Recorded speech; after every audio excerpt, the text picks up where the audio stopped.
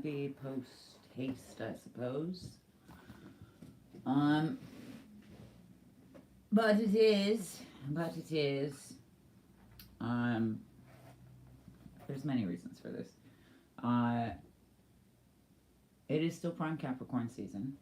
Um, I think, given solar calendrical systems and Western astrology and ego and identity and the ways in which all of those things are being found transparent or brittle or coarse and opaque, is very much in line with our understandings of Capricorn. Mind me, I'm choosing my words wisely because there's a lot to say. Jupiter is also very bright and very prominent and retrograde in line with, I want to say Uranus. Collective, I'm picturing this in my head, yeah? But the Sun is in Capricorn and with Venus and Mars. Mercury is also placed very near in line, if not on the cusp of. All of this being a conversation of, yes, what we're seeing is disagreements and division, but also ultimately an opportunity to understand the outside of, the in between, the dual and the non dual of, the hybridity of who we've been and who we can be, but also in a very literal way, the hybridity of self, the hybridity of existence beyond polarity, of existence beyond binary, in reason and in identity and in sexuality and in reason upon reason of the ways in which even water has trans-phase states, and that even plants can change genders when they get too hot.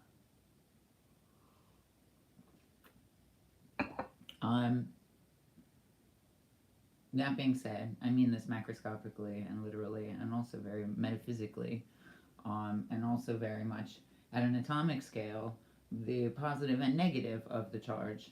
And if you take a peek at the last meditation that I posted, very quick, very terse, but something that I think can be consistently repeated, and I do not go through the whole extension of what meditation can be, because ultimately I want it to be a lived understanding that sort of continues to regenerate rather than be a designated 10 minutes or what have you. With that being said, and Venus and Mars obviously very literally, the ways in which we understand ourselves, our wants, our needs, the ways in which we move, the ways in which we understand our roles, our genders, severely outside of construct or scope that we've been given. It must be. I think when we fight that or suppress that, that leads to the anger that we have in the world, because we're fighting down the divine union that can occur within you. And that's really just coherence of, yes, both hemispheres of your brain, and yes, your heart and your gut and your brain, and yes, your masculine and your feminine energy, and yes, your argumentative and your inquisitive, and yes, your adult and your response, but also your play and your child, and yes, your past and the ways in which it's molded you, but also, yes, the ways in which you can continue to mold into the future, rather than feel as if you've been chiseled into marble and must stay that way. Even stones change with light or sound or element, and we are holding of all elements. But not just that in that conversation. And I say this often, I'm not interested in your sun, moon, or rising. I think that's easily interpreted for people, and that's very much language that's maybe a leveling plane, but you will find so much more growth and response when you invest some perspective into your Venus and your Mars. And it surprises me how much people don't necessarily know that, but are very quick to be very invasive about such questions. Ultimately, Western astrology will derive momentum towards the ego. I think Vedic astrology directs you toward the heart, and I think indigenous astrology directs the soul. Um, they can be layered upon. However, I also have come to find that mathematically so, the 12 astrological signs do not account for the totality of the energy or nature. If you were to divide the days of the year by the 20 signs or 13 signs, you would get a much more distinctive nature with those numbers rather than a cyclical repeating pattern, something that those integers, those repeating integers, um, cause vortex-like behavior mathematically. And so I think that also is indicative of the ways in which Western society, colonial society, sort of drives you mad, is built on gaslighting, really. Levels of psychosis are much more prominent in Western countries, Western-derived countries, especially among brown indigenous people. Brown or indigenous people, because because there's information missing, and yet it tells you the whole story, and the ways in which astrology has been chalked up to be a fine print, or a bolden print, a definite print, is much more like a blueprint for a stock model, and that's not to say that you can't have everything or balance. That is to say, you're being given the like when you buy a used car, I guess. When you buy the stock model of a new car, really, it's like you can have it as it is. This is what you're working with, or you can soup up the engine, you can soup up the body, you can soup up the whatever it is. The ways in which we can customize, the ways in which we can build a bear. It is meant to just be a blueprint, and it reminds me of a deck that I have actually that's really beautiful. And perhaps I will pull one of those toward the end as our bridge, as an additory bridge. Is additory a word? Additive. And so we can expand this energy as to what would Capricorn be in an equal and reciprocal mathematical function. In a growing mathematical function. I explain this a lot better in writing. In writing, with my own astrological codex, where I do exactly this. I'm going to read this from my notes rather than from the illustration, because I don't know where my drawing is. In which case, what we understand is Capricorn, which even in of itself is described as the seagull, although we do kind of get one or the other in symbolism a lot of times, and we really understand it in a Western sense as like, the boss, the CEO, the moneymaker, and that is only one version of stability, really. Never mind prosperity and purpose. Like, that is only one definition of stability. And quite honestly, ultimately a very feeble stability, because people climb up the career ladder and they really are only closer to being somebody else's bitch. The reason that we have identification numbers is to also be branched other identifications of other corporations, which limits your capacity for expansion, much like Western astrology does. Anyway. So, Capricorn would more likely be expanded in a full fractal sense in what's called a spiral phyllotaxy, similar to the DNA sequence, similar to the way plants will distribute energy to grow leaves, as opposed to internal vortex behaviors, would expand into, interestingly, at least two or three different signs. Sometimes it's one, but you get like hints of the three. Would be whirlwind or turtle.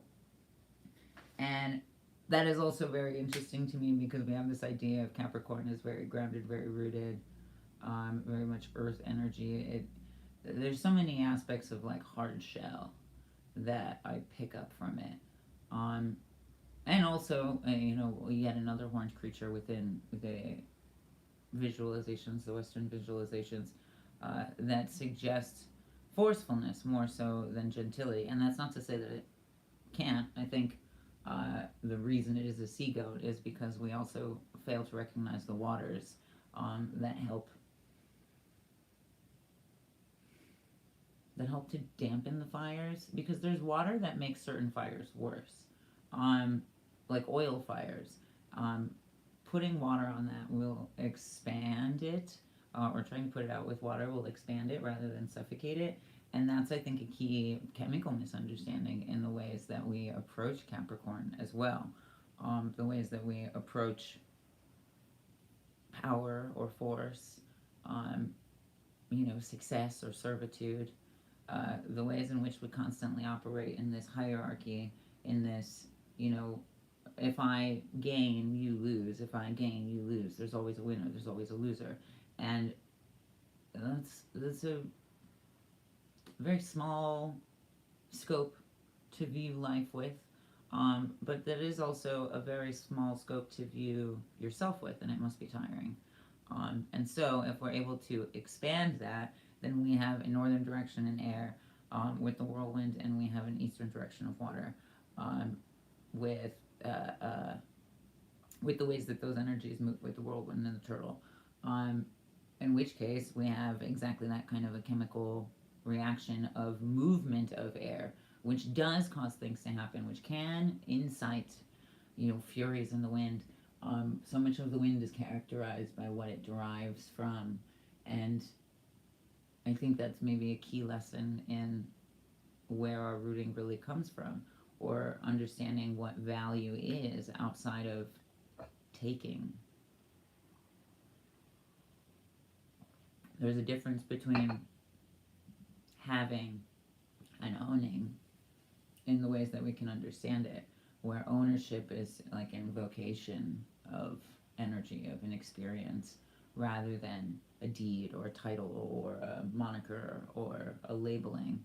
Which is interesting because you consider politically the amount of things that fuckface has put his name on, and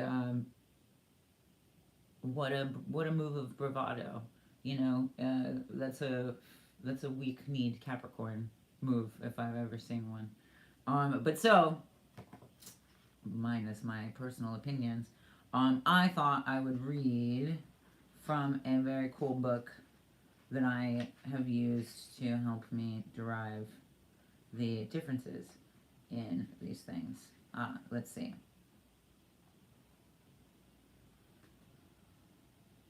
Whirlwind being north, and inquiring mind, learning, training, teaching. And that's interesting again because there's the dichotomy of teacher and student. However, a good teacher is also always a student. And a good student, I think, learns how to teach, learns how to explain, learns how to take things in personally and then relay them, rather than just, be subservient to a master, be obedient to an idea or whatever it is. Oh wow, interesting. Symbol, a spiral double helix and rising smoke. Interesting, because some would also suggest that is akin to Kundalini serpents, some being me. Which is so interesting because people engage in Kundalini, especially in like mainstream Western culture, engage in Kundalini as this confidence building, ego boosting sort of exercise, rather than this digging, this stripping away of the ego, and this understanding of self-love. this understanding of intimacy with the self, intimacy with the body, intimacy with the elements, intimacy with all versions of the self, rather than some partners retreat where you're gonna learn how to belly dance on the Bali beaches or something like that. No shade to those who love the beach and also belly dance.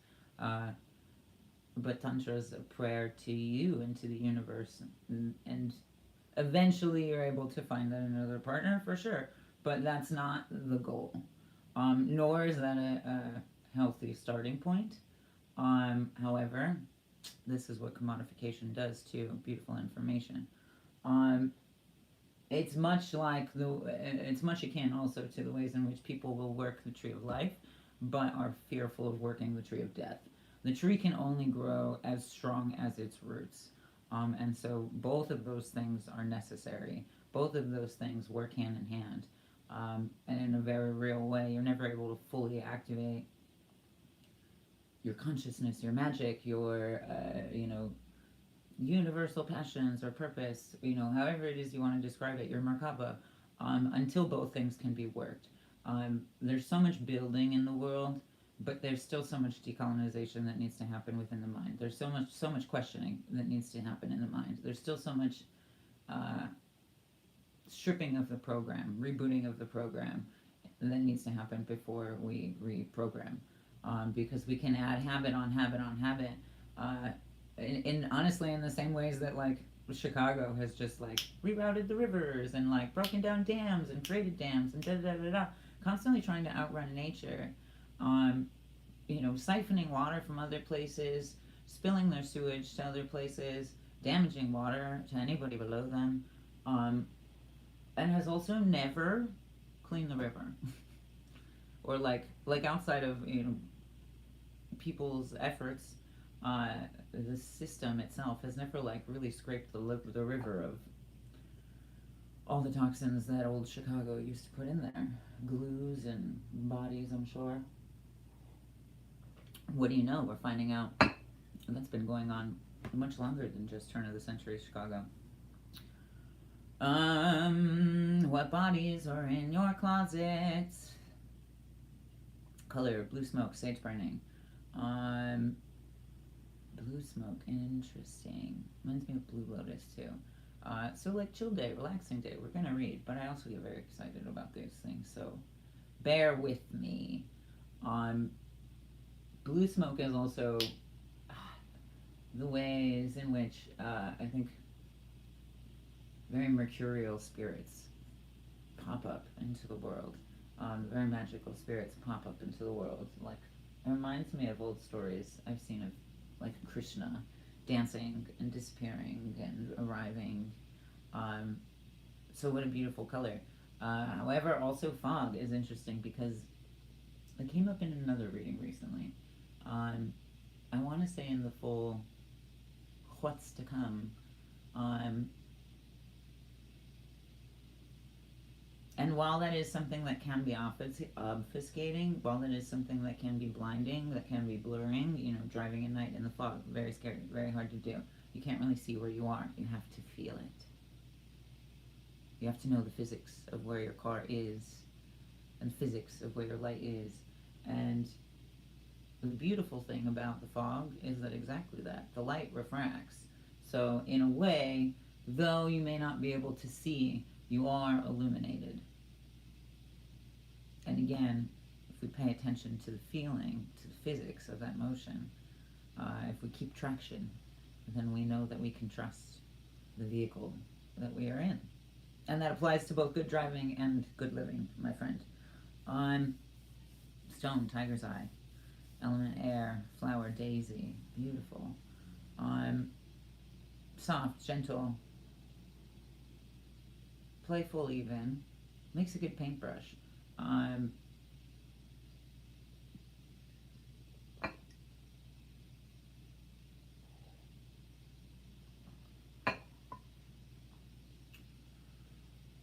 It reminds me of a virgin flower. And that's not to say virgin as in untouched, that is to say virgin as in like passionate love, like untethered love, unscathed love, like first love. Um, so there is, memory and freshness in that as well. An herb would be sage. Da, da, da, da, da, da. Okay, what's up? Welcome. We're gonna read and see what Whirlwind and Turtle has as we collect ourselves from the evenings of anticipation and post-haste. In the sky, the Lord of the Dance is the North Star, around which the heavens whirl and dance in a never-ending circle. I may not celebrate Gregorian New Year, but I do always love a good reason to dance. The 12 winds are birds, dancers, each represented by a star in one of the zodiac signs along the path of the sun. Thou whirlwind, or woodcock, is the 13th bird, Akadaka, the lead dancer. His place of abode is Coma Berenices, the north galactic pole of the universe. The stars reflect the whirligig of life. Wind is the breath of the universe, the channel of communication between earth and heaven. It carries sacred smoke up to the Great Spirit and opens the way to universal consciousness. Whirlwind moves back and forth, around and about, picking up at one place, dropping off at another. The cosmic wide web networking system, with Mercury, assistance in communication, in rhythm with the pulse of Mother Nature. Beautiful. Key thing I want to note is back and forth, around and about is also important. Multiple axes. Many of us are caught in between past and present, or anxiety and depression, manic and depressive, or, with and without, have and have not, abstinence and sobriety, purity and evil, the many binaries that tether us tightly in between, is when we find a true sense of self, either close to the spine or a true observance of self that's disattached from the memory or the feeling, that we're able to see more clearly and stretch outside of fricative two dimensions. The same would exist even physiologically with like closing your throat to create more tension, heat, vibration. You can hurt yourself doing that. People learn how to do it very well without hurting themselves. But similar nature, like strenuation, unnecessarily so.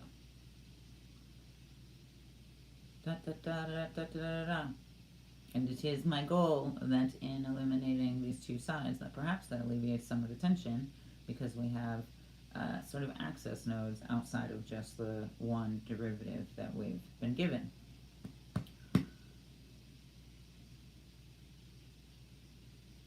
Wind is the breath of the universe, the channel of communication between earth and heaven. It carries sacred smoke up to the Great Spirit and opens the way to universal consciousness.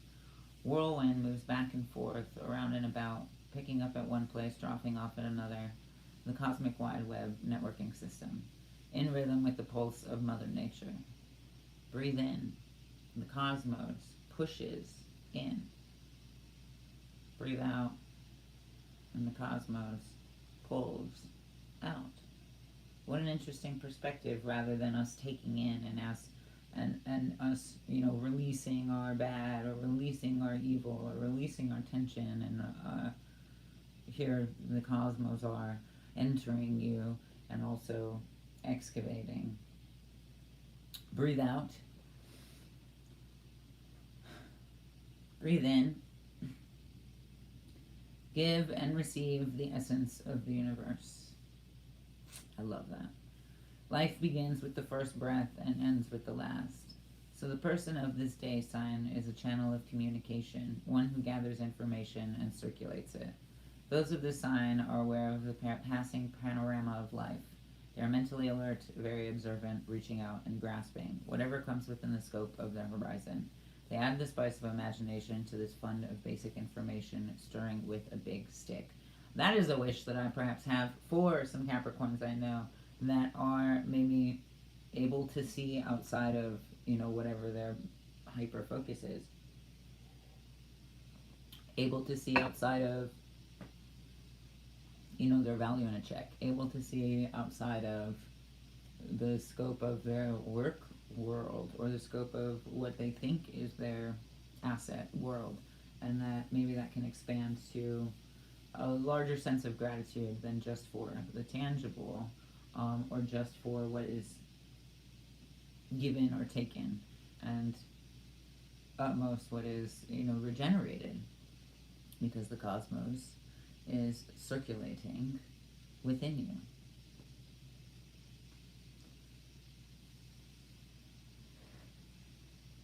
These persons are also blown about like the wind, unpredictable as the weather. They can be as swift and destructive as the tornado that cuts a swath across the prairie, making a clean sweep, as with a broom, right down to ground level. That feels good. Only cellar and cistern are spared, and so it is with the whirlwind personality, reaching far and wide in breadth, but not in depth.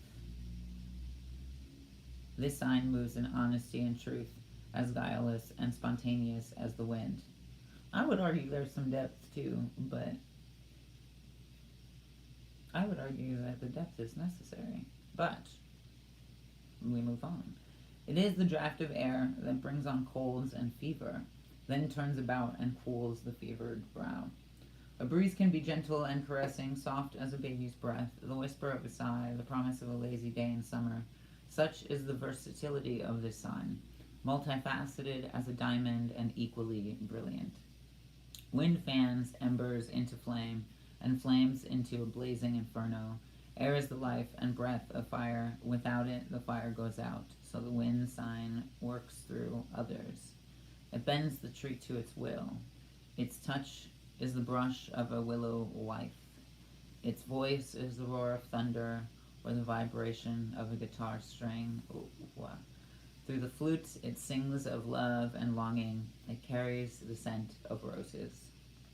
Of itself, wind is invisible, odorless, colorless, and soundless, and magnetic all the same. All these wonders are manifest through a symbiosis with others, which explains why these persons are more often a power behind the throne than a king of the mountain.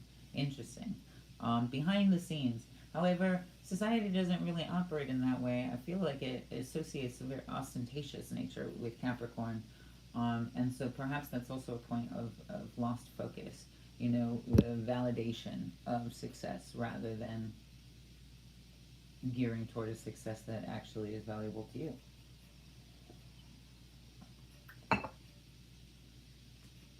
The sign might be termed the silver-tongued one. More than likely, their speech is very individualistic. Their charisma depends on not only what they say, but on how they say it. This is true both in the role of the speaker and as a conversationalist. Both are attention-getting. This also spills over into writing, and any other form of self-expression. Careers that appeal to those of this sign are those that require communication skills, law, teaching, consulting, announcing, public relations, advertising, to name a few. For those alert, expansive, free-wheeling, flexible personalities have a multitude of irons in a great many fires. Their left hand always knows what the right hand is doing. Does it though? Does it though? Try something with your left hand, my friend. But is much too clever to blurt out any inside information. Most persons born under this sign seem to grasp the common denominator to a great many activities and can juggle any number of projects without dropping any. A kaleidoscope of activity that dazzles and intrigues.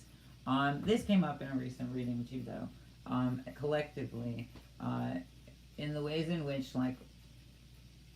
we take on things that our heart isn't in, or consider opinions that we don't respect, or take on roles for expectation that is not our own. That ultimately becomes unstable and becomes a lot to balance. And so you have to sort of take inventory and be like, that's not me, love you, that's the only reason I said yes to it, but I can't entertain that right now anymore. Boundaries. A kaleidoscope of activity that dazzles and intrigues. A fascinating personality, open-minded, imaginative, artistic, and most obviously eclectic. Romantic and hopelessly idealistic, fashion conscious, but so enamored with the variety that there is usually more mix than match. Some people respond more actively to what they hear, some to what they see, and a few respond equally to both. Whirlwind people are visually accented. It is not that they don't hear well, it's only that they see even better. Interesting. Let's not become reliant on that. Let's not become reliant on that sense and sacrificing of the other. Because it's something that I very much have noticed come up in collective consciousness as well. This sort of like has to be seen to believe thing. But, you know, even when we talk about the wind is invisible. It's odorless, colorless, soundless. But we know that ether is a very heavily studied and also debated scientific anomaly. But we also know that there's magnetic quality to it. So it can't not be real when it's able to hold this thing. We know plasma is real, but again, it was not so much seen in initial quality, and so could not be believed. And unfortunately, this is what holds both science and human consciousness back. But even science will tell you that a lack of evidence is not proof of non-existence.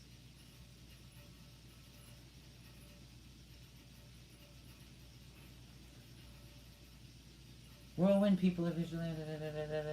Physical exercise and mental exercise are both important, but not in a gymnasium. Taking long walks and hiking over hill and dale are the most appealing. 100%. I don't like gyms. Never liked gyms. I love all physical activity. Can't stand gyms. And when everybody was all up in arms about not being able to go work out because things were locked down, I was like, do you not know how to work out? Like, on your own? There's a lot of things you can do. You don't need to, like, be in front of a room full of mirrors to be able to do it.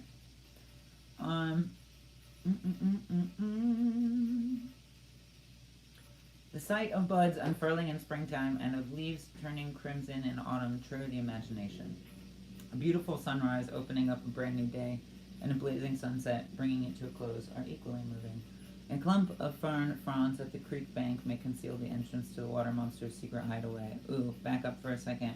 The sunrise is very much about being present and aware, like being with the present moment rather than anticipating. Really, you can't chase the sun, but you can be there when it's expected to. You can be there in the present moment and acknowledge it. But chasing the sun is very much a goose chase. There's a Pink Floyd song about it.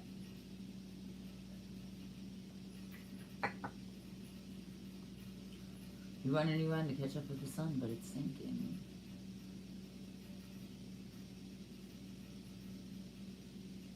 A clump of fern fronds at the creek bank may conceal the entrance to the water monster's secret hideaway. The rocky outcrop on that hillside is sure to hold the cave of the little people. These people can see those people, or at least sense their presence. Important. Important, because as we move into what will be known as the year of the horse, we're here. Yes, there's a strength to it. Yes, there is a swiftness with its movement. Yes, there's power behind that movement, but not force. We are not taking horns and crashing through the china shop. We are very much grounding into, especially with horses, those back legs, and rooting and stability and like a sturdy trunk and like a sturdy foundation.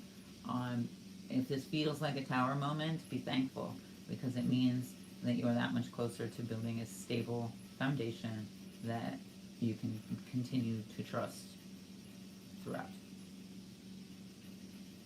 But not just power, not just, being big and beautiful and so graceful despite your massive muscles. Horses are also very sensitive, very cognizant creatures. They have a capacity for memory and understanding.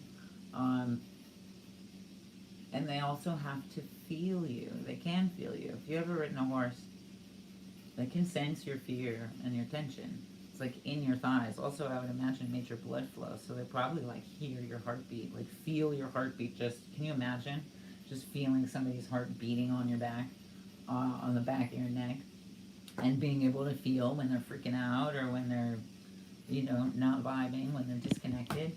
And that ultimately, you know, leading to confusion in what they want from you, you want from them, da da da da da.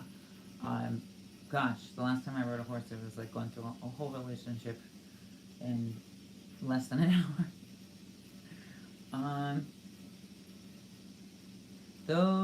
These are those who listen to rocks and hug trees. Especially within a cult community, there's this idea that you know, crystals and what have you are like beginner magic. When realistically, you know, much like plants, much like us, respond to light, sound, and procreate slightly unlike ourselves. And have been proven to have capacity for memory, been proven to be able to hold data, to send data, and electrical energy. There's not computers. There's crystals in all of our computers. There's crystals in our body. That resonance is particularly important for the ways in which we access energy, power, or the ether in general. So again, this came up in the 13 Moons reading, but I think the world's going to learn a lot about consciousness and where they thought that boundary was, and where it actually blurs and is entirely indefinite. Because rocks and trees are thoroughly conscious. And I also say, if you feel misunderstood, like nobody gets you, like nobody understands you, if you feel overwhelmed because you've never experienced anything like this before and you don't know what to do, because you've never seen anything like this before and you don't know what to do, take it to nature. Take it to the trees. The trees, especially the biggest tree on your block, has seen some shit that you were hundreds of years not born yet for. There's trees in your neighborhood, I'm sure, in that aspect too. Take it to the trees, or take it to the water. Take it to the mountains. Take it to the water. You can always take it to the water. You can always take it to the water. And in that, thoughts will flow, consciousness will flow, space will be made, energy will move. That water, those trees, those rocks, those mountains, have been around to see all of the things and every other time that you or somebody entirely unlike you, but thousands of years difference but related to you, since the conception of, they've seen people question and wonder and also figure it out. So maybe the place where we ultimately can feel least misunderstood, feel the most misunderstood, and also the most honest and the most raw and the most true, is when we recognize that the rocks and the trees have seen it before, that our ancestors have been here before.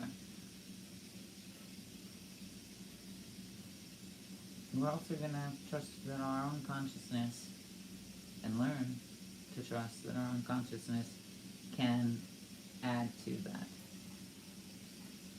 Because trusting just your intellect will only get you so far. And I think even as nature grows and moves toward growth, both the universe and our ancestors would suggest that, yes, take in our story, but also learn to tell your own, because your own will magnify both. Will magnify mine and yours. Whirlwind is the symphony of the sacred tree of life, whose roots are at the North Pole and whose trunk is the umbilical cord that connects Earth and Heaven at the North Star. From that celestial focus, the branches reach out to embrace infinity. Interesting. I don't really would be the whole heaven thing. But, I'll rock out. We don't have too much to go. The unbridled bird knows freedom by soaring on the updraft. Wind should not be a tempest and teapot type, but a full-blown twister in both physical and emotional force. The multiplicity of choices could lead to indecision and therefore failure to do anything at all. Move with the currents to take advantage of what is being offered. Utilize your wind. Understand where it comes from and help it flow. Do not let it all pass you by. Reach out and grasp opportunities, but do not grab and hold on like a greedy child. Do not suffocate. Do not crush the fragile wings of a butterfly in the heavy-handed attempts to possess it. Ah, gosh, if I could just send that to all my exes. This sign is likely to get on a high horse and ride off in all 7 directions, following the will-o'-the-wisp, chasing a rainbow, jousting with windmills, in a quest for the impossible dream. The search for perfection leads to overload, uncertainty, self-doubt, confusion of the mind, all of which tends to drown out the small voice of reason. Listen to the wind. It will tell you true. Listen to the wind. It will tell you true. Absolutely. Absolutely. And I think when you have questions, ask it to the wind and wait for an answer. When you have doubts, give it to the wind and wait for an answer. You'll get an answer. You don't have to wait. It'll happen. Interestingly enough, I think there's a lot of holding very tightly to the idea of tradition by establishing a hierarchy and worshiping it. And I think there's so much to gain. And there's so much to embrace when we can turn to source energy, to the universe, to the wind, to the fire, and ask it questions in our own voice and in our own presence, and announce ourselves to it. I've gathered a lot of conversation about tradition and ceremony and you know, whether or not you can even have an Indian name. And the interesting thing about it is, in a very real way, that is someone asking for identity through somebody else's eyes. And that's what it's become, at least, when ultimately it was about your energy through the universe's eyes. So maybe the best person to be asking is, you know, not necessarily seeking out hierarchy and status, but seeking out openness and communion with nature, above all. And I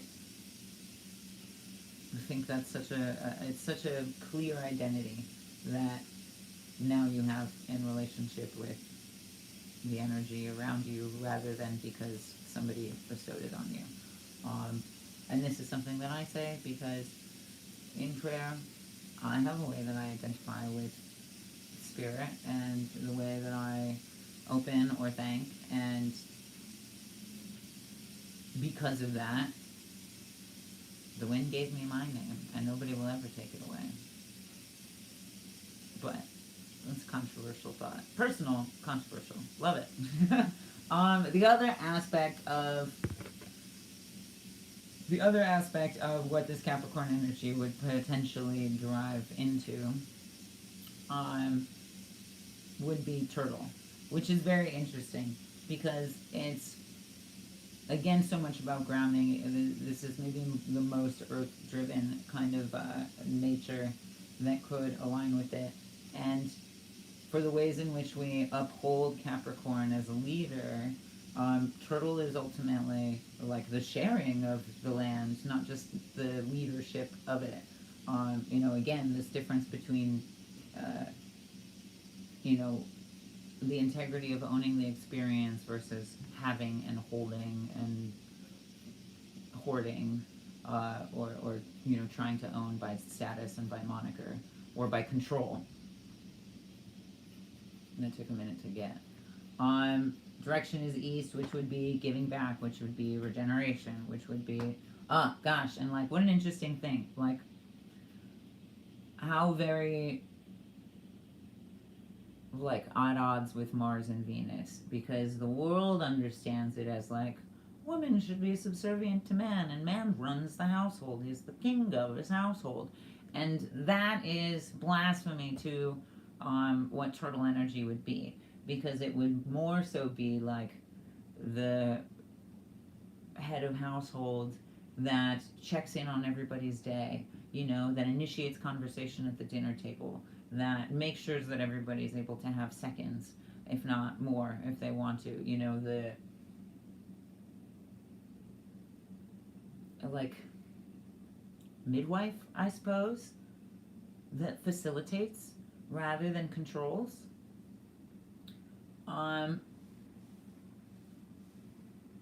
Create a focus at the one-on-one personal level. Solitude, dawn, awakening at birth. Symbol, Turtle Island. Bam. Color, burgundy, wine of new life. I love that, because it is also kind of like scabs, like healing. Like, rather than wound, rather than, you know, like the idea that we have of Mars, very like, will attack. It's much more, and I love this, it's like oxblood leather. That's deep burgundy. That's like a wound that's healing, a wound that's found some relief and some stillness and is healing. Stone is pearl. Interesting. Last I read, the water in the ocean is too acidic for a lot of oysters to make pearls. So again, an allusion to how it is we feed the other nature in us. You know, how is it this water is protected? How is it this resource is protected and regenerated? And that requires both capacities. Element is also water. Interesting. When we have such a fiery understanding when we have such a fiery understanding of Capricorn. Da da da da da da da. It's water in air. Flower, wine cup, red poppy mallow. Ooh, kind of trippy, actually. And again, kind of, you know, deep, sultry, luxurious, even. Reminds me of velvet, which is the luxury of solace. Maybe less so than comfort. Because solace is kind of like real dreamy. Comfort's just something you can kind of get lost in. Herb, groundhog's forehead, trailing arbutus. I actually don't know anything about that plant. Google it. Throw it in the comments when I post this. The turtle constellation in the sky is the belt of Orion. Interesting. And you know what? Even more interesting is Orion is very much this, you know, warrior or healer sort of paradox in the world. However, underneath Orion's belt is also the Orion Nebula. So it's kind of like where we have placed genitals to be is actually this kind of feminine portal of creation of new stars on this, you know, very masculine icon, very masculine sort of identity in the sky, that we all look to turn to, that we all look for direction from. So perhaps that is not an entire redirect on your compass, but it is an expansion of the horizon on your compass. One of these three stars is the cosmic egg. At the beginning of each new era, it appears with the rising sun and heralds the creation of a new world. Ta-da! The old ones say that once a star fell from the sky vault, down, down, down, through the air toward the churning waters below, turtle came up from the depths and hung suspended on the surface to provide a landing place. The turtle's back grew and flourished and became Turtle Island, North America. The star was the cosmic egg from which emerged all life on Earth. Interesting. That bit also exists in like multiple alchemical texts, and I think ultimately is an allusion to the not just the circle, but a circle conjured, protected, and like fully invoked. You know how like in a room full of ritual, the air can just get real thick, and it almost gets like convex, like air turns into water, and you get this sort of convex like drip on it. That goes to say that the circle is expanding, that the circle is alive, and that the circle is expanding, which is ultimately all that the universe operates toward, or defines as beauty, despite the many ways that we strain to define beauty, and seek beauty. That's also very much a theme of the times right now, is the ways in which we find merriment, beauty, joy, and what have you, especially in a time where we're adjusting to that looking very different than it has before or than we expected.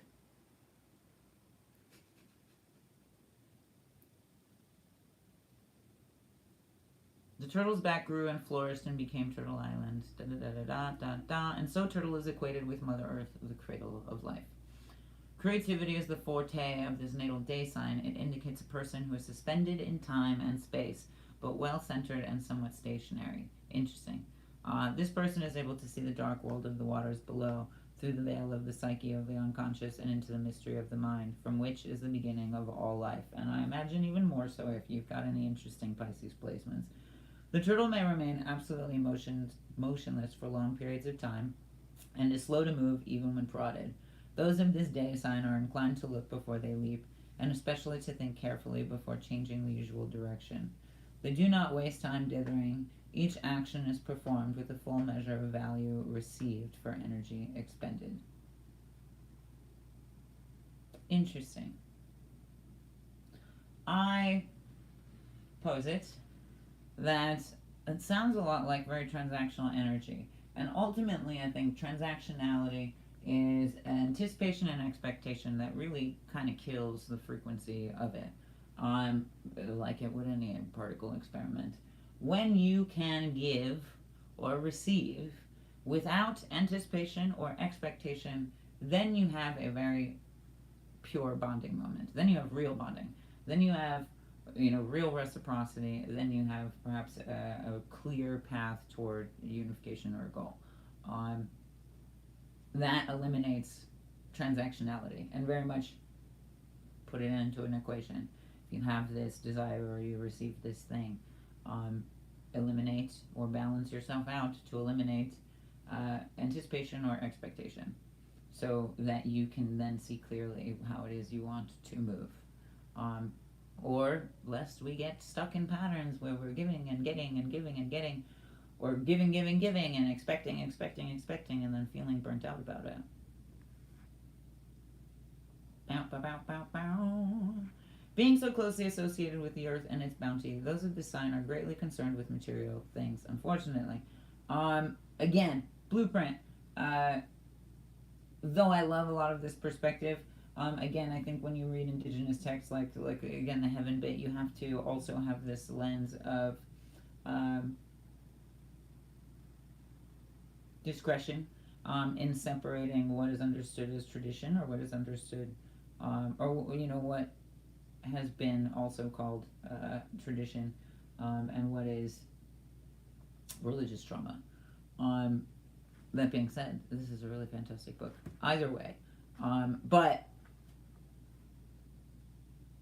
while we will embrace these totalities of statements, it's not something that we're beholden to. And ultimately, I think when we are decolonizing the spiritual quality of self, that this kind of materialism is something that we're all deprogramming. So I don't think it's particular to a sign. I do think it's something that's maybe more particular to the paradigm. They do enjoy good food and drink. Who doesn't? Sometimes it becomes their main interest in life. Some may be expert cooks to the extent of raising, whining, finding, and again, people lean into that because of validation in a paradigm that requires you to be like a master of something, or requires you to provide something really, really well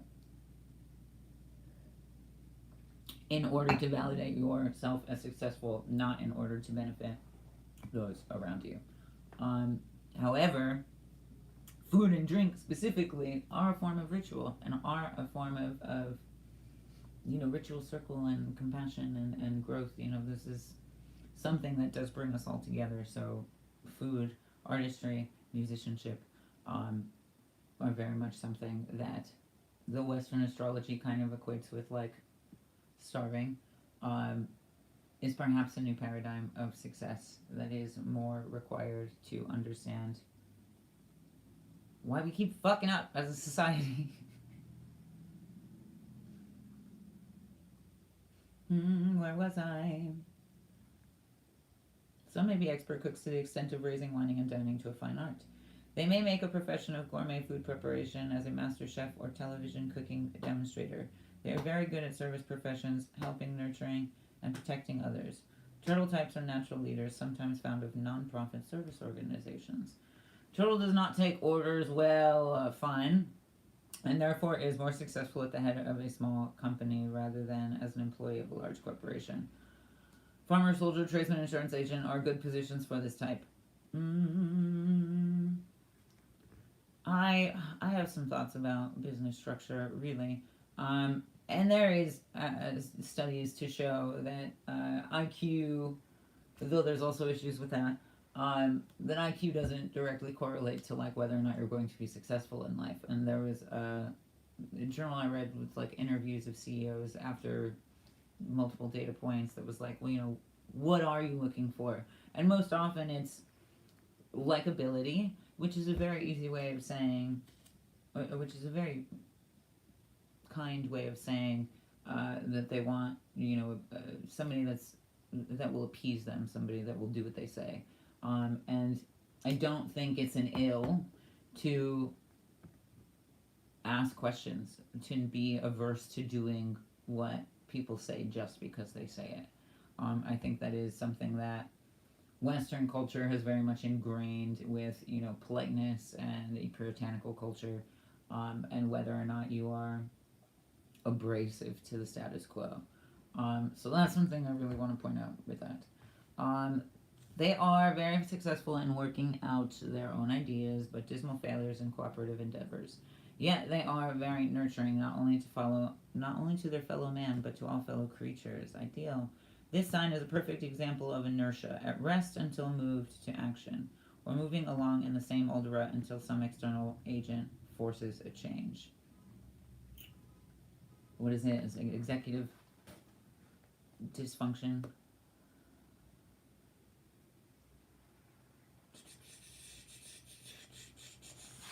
This is typically Cherokean behavior. There is a verb suffix in our language that means came for the purpose of doing this, am now doing the same, and will continue to do so until something happens to stop it. That's very funny. I do not know that expression. That's very funny. And ultimately, what I have learned is that the ideas of life or truth are constantly moving, and the ideas of death are done moving. They are more so than just stagnant or decaying. They are unwilling to move. Honest, reliable, efficient, bold, and passively obstinate. A positive personality. Turtles demonstrate true grit with physical and mental power to stand up for their own convictions. Strong as the rock of Gibraltar and equally unmovable. A mound of solid ground in the swirling whirlpool of the modern world. And there's that whirlwind. They are likely to acquire a wealth and hold on to it. Very security conscious. Careful always to have a roof overhead and extra string to their bow. Fearful of the colonial system, really. Aren't we all? Not given to taking chances or gamblers who only bet on a sure thing, physical and financial fat cats. Those of this sign have a great need for privacy. They don't like to be pushed and shoved or crowded. They're more likely to be introverted than extroverted. If annoyed, they'll withdraw into their shells. When nagged, they are likely to clam up completely. They have a strong intuition in addition to maternal instinct. Some appear to be psychic. They are attracted to contemplative and oracular and to science, fact, or fiction. Again, the asking questions, not taking orders. I think that's an important thing. Again, we live in a puritanical Western society that deems questioning as subordinate and feminine and all kinds of terrible misappropriations. However, I do want to say, for as much as like it feels good to read these things and be like, ooh, maybe psychic, um, I think anybody can be. I think anybody can take the blueprint that they have of this stock engine and fine tune its radio to be able to pick up what they want to pick up, or to be able to tune to frequencies that they want to tune to. I think if you want to talk to spirits, you gotta find that. You just gotta find the frequency. If you want to read cards, if you want to channel, you just have to find that frequency in you. I think absolutely anybody can do it. And I'm not the first person to say that either. Anybody who's done research into ESP or what have you, or telekinesis or remote viewing, they'll always say anybody can learn to do it. It's just a matter of how open you are to doing it.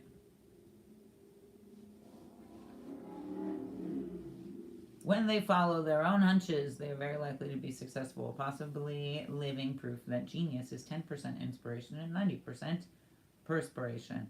I think genius is 100% madness. For when they have the proper incentive, they can truly move mountains. The tough shell, I said that earlier, is to protect their tender inner feelings from what they see as a cold, cruel world. Interesting. I've talked about this too, and it's probably in one of my shorts actually. I think that is a way in which we become like, just because the world is hard doesn't mean we need to become like it. Just because the world is cruel doesn't mean we need to become like it. And that can very much become that. I love a hard candy shell with a soft inside, but stay true to that soft inside. Lest that callousness creep in until you become what it is you are trying to run from. They need their own private place to retire to when the outside pressure builds up. Otherwise, they may become a cockle blur, and then others give them their space, even in the middle of a crowd. Turtle is, so like repelling. Interesting. Turtle is a manifestation of the feminine principle of the universe, which is the peaceful agricultural small village lifestyle. At the Cherokee stomp dances, only the women wear terrapin shell rattles on their legs and are called turtle shakers. Around the fire, in the center, they alternate in line with the men dancers and move in a circle, counterclockwise. It also says that the fire is feminine, which is interesting because it changes in general. There's much less, I think, specific gendering that I've noticed in the language. But also, it all moves and it's all transient.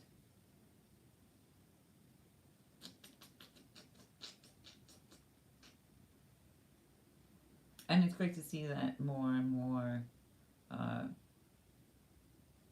intersection is happening with who can do what dances. Because ultimately, I don't think the universe or the earth or the fire wants you to box yourself into one way or the other. Turtle or terrapin shells are used by medicine women and men for mixing and storing the herbal medicines used in curing ceremonies. Turtle signs are sometimes confused with the lotus eaters who dream life away and never accomplish anything at all. The hungry ghosts in Tibetan Buddhism. Not so in the fable of the tortoise and the hare. It was not the flashy, overconfident bragging of the hare, but the slow-moving, diligent, single-minded, bulldog tenacity of the turtle that won the race. Interesting. I don't think any of those are where we need. We need to be much more than single-minded. And the bulldog tenacity, again, let's not only retain that part of the year of the horse, because ultimately it's going to be so much more about the subtle sensitivities and energetic subtleties of it. Much like you can scare a horse. Where was I? But patience and diligence, devotion, utmost. Turtle is the sign of universal unity. It is the e pluribus unum. Interesting. From all one of the seal of the United States. I'm pretty sure other people have said other things too. It is the source, the beginning of creation.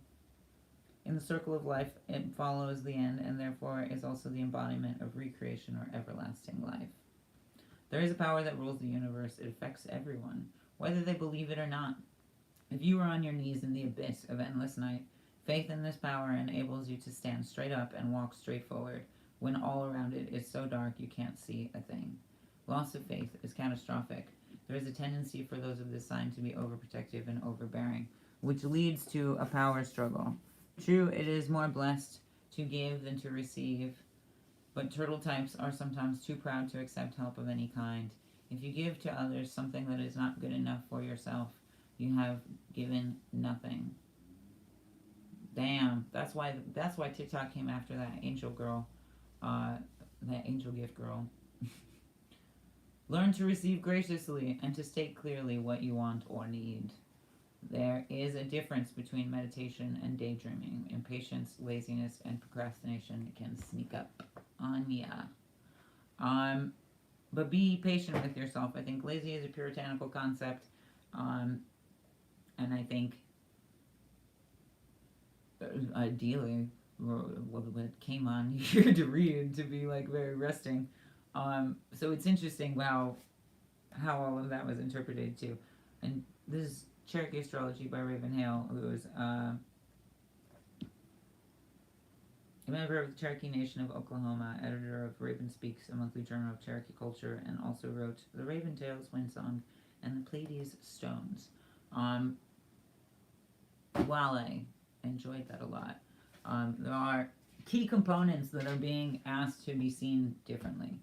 There are key components that, even in that text, can be decolonized and stripped back to a more earth-based understanding of the sign, of the energy, of where it is we want it to go.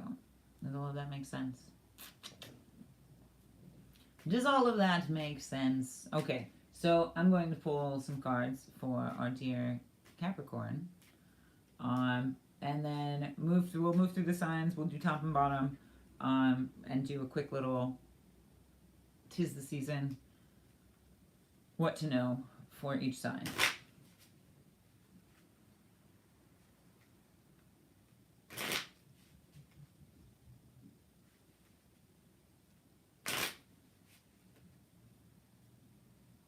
With ooh.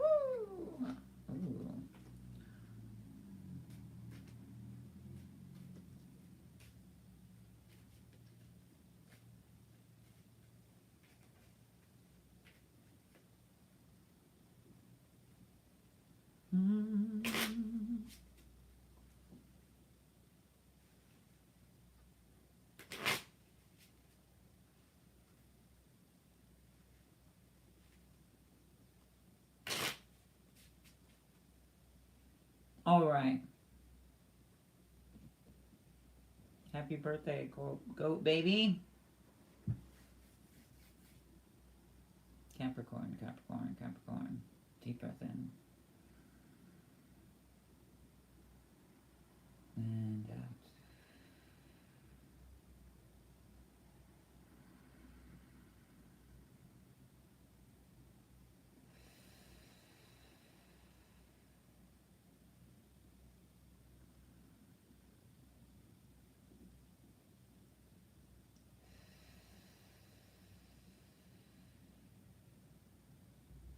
Oh my. Oh me, oh my. All right, Capricorn. 'Tis the season. Happy belated birthday, maybe, or coming. 6 of hearts, top of the deck. 10 of clubs, bottom of the deck, which is very much, exactly. I mean, it's a lot of wind. It's a lot of emotion. What we've said about understanding Capricorn is just an earth sign, and that diverting into both a wind sign and a water sign is very much this 10 of wands, and its intensity, like a fucking wind vortex, like a wind tunnel inside, but maybe having nowhere to put it, or not sure where it's supposed to go, or it's like being overwhelmed and having a lot of emotions but not sure where to start. Being overwhelmed and not sure where to start on your to-do list, or being overwhelmed with your emotions and not sure what you want to change. But the Six of Hearts is very much sharing in that, or like reflecting in that. Whether that be, I don't know, maybe talking to somebody about this sense of overwhelm or intensity, the feelings that we've hoarded and amassed just as much as any token. But also, I think, in a very real way, it's an honest conversation with yourself.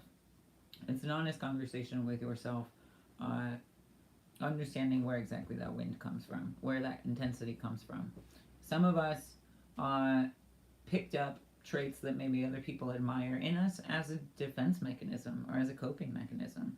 Quite honestly, I think compartmentalization, though it is something that will give you gold stars on a resume, is not something that your mental health will give you gold stars for in life. I think,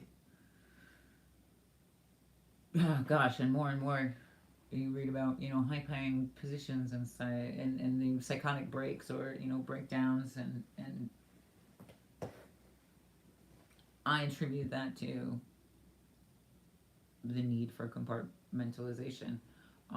Or if we grew up without a lot of people, I think, take it on that responsibility of gaining more than they had and trying to give themselves what they felt they didn't have, to a detriment, to a detriment of sacrificing everything else in life for work, or sacrificing everything else in life, quality time for work. But is that because you actually feel successful and fulfilled because of that work, or is that because you're coping with the trauma of abandonment and lack that's still like boiling in your veins? It's an honest conversation with yourself, and very literally, perhaps that is easily confronted by simply looking in the mirror for longer than you're comfortable with, and deeply into your eyes, left eye to be specific, so that you can be honest and raw with yourself. Like, do you blink when you say things that aren't true? Like, where does your body resist when you say things that maybe you say on a regular basis? Where is your body free and empowered when you maybe say something that you don't say to yourself enough? Da, da, da, da, da, da, da, da.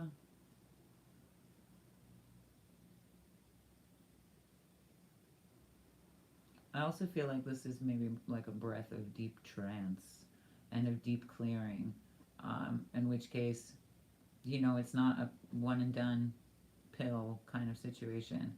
It is very much the journey of sitting with your reflection, the journey of sitting with yourself in silence, the journey of sitting with yourself in honest, raw reflection, the journey of seeing yourself fully nude spiritually, maybe physically. That unfortunately still does make a lot of people uncomfortable. And ideally, that time will lead to a sense of clarity and a clear sense of purpose, a clear sense of passion that feels more rooted in you, rather than you just holding all of these heavy bricks trying to build something for somebody else. Does that make sense? Albert, welcome, friend. Aquarius, my dear. How are you?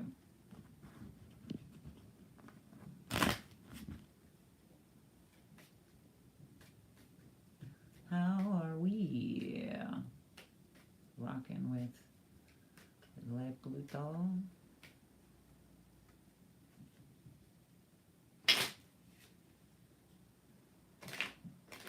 For those watching, if anybody wants to tag the times on these, that would be lovely. I would give you a free reading.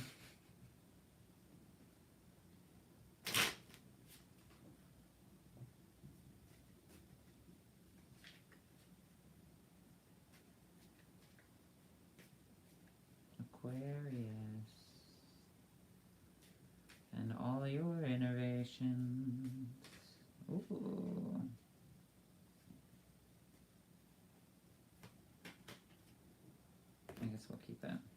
Honestly. Honestly.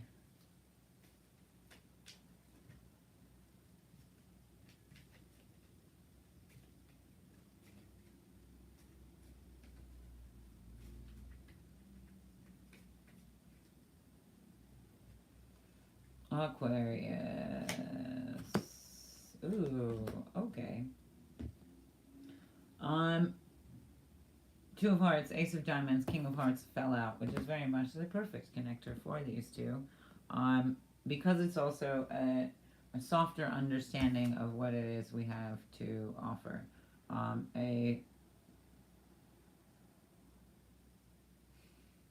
Like less literal. You know how like there's people that like feel like they don't want to show up to a party empty-handed. This is also understanding that like just your presence and your energy and you bringing a good vibe is gift enough to the world. Is gift enough to whoever invited you to the party. Because there's in that you're able to see yourself honestly and able to hold space honestly.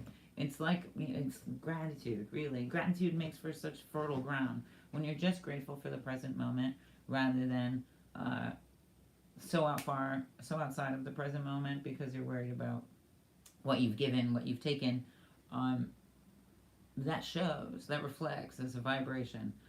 It very much carries forward, and it's a slippery slope too. It makes me think like slippery slope even on the algorithms, slippery slope in like thought process, the ways in which thoughts can kind of spiral out of control when we lose sight of gratitude, when we are too grounded in what we see, not what we feel or what we believe. And that is a very quickly repeating pattern. So, take inventory of your patterns. Pluto is in your sign. It is something that will imprint those patterns. It is something that will help you assist in imprinting those patterns. And that is not to say, in totality, as if sealed in stone, but that is to say opportunity and imagination. Opportunity, imagination, play, and place, more so than thing.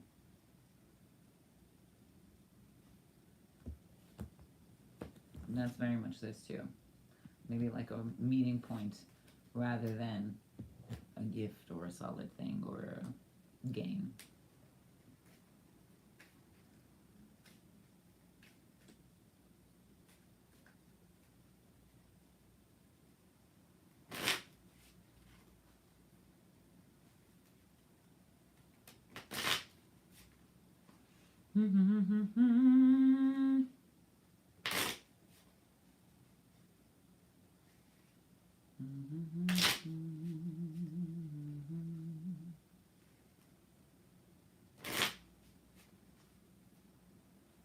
Pisces, you crazy water-bearing mother, deep-sea diving mother.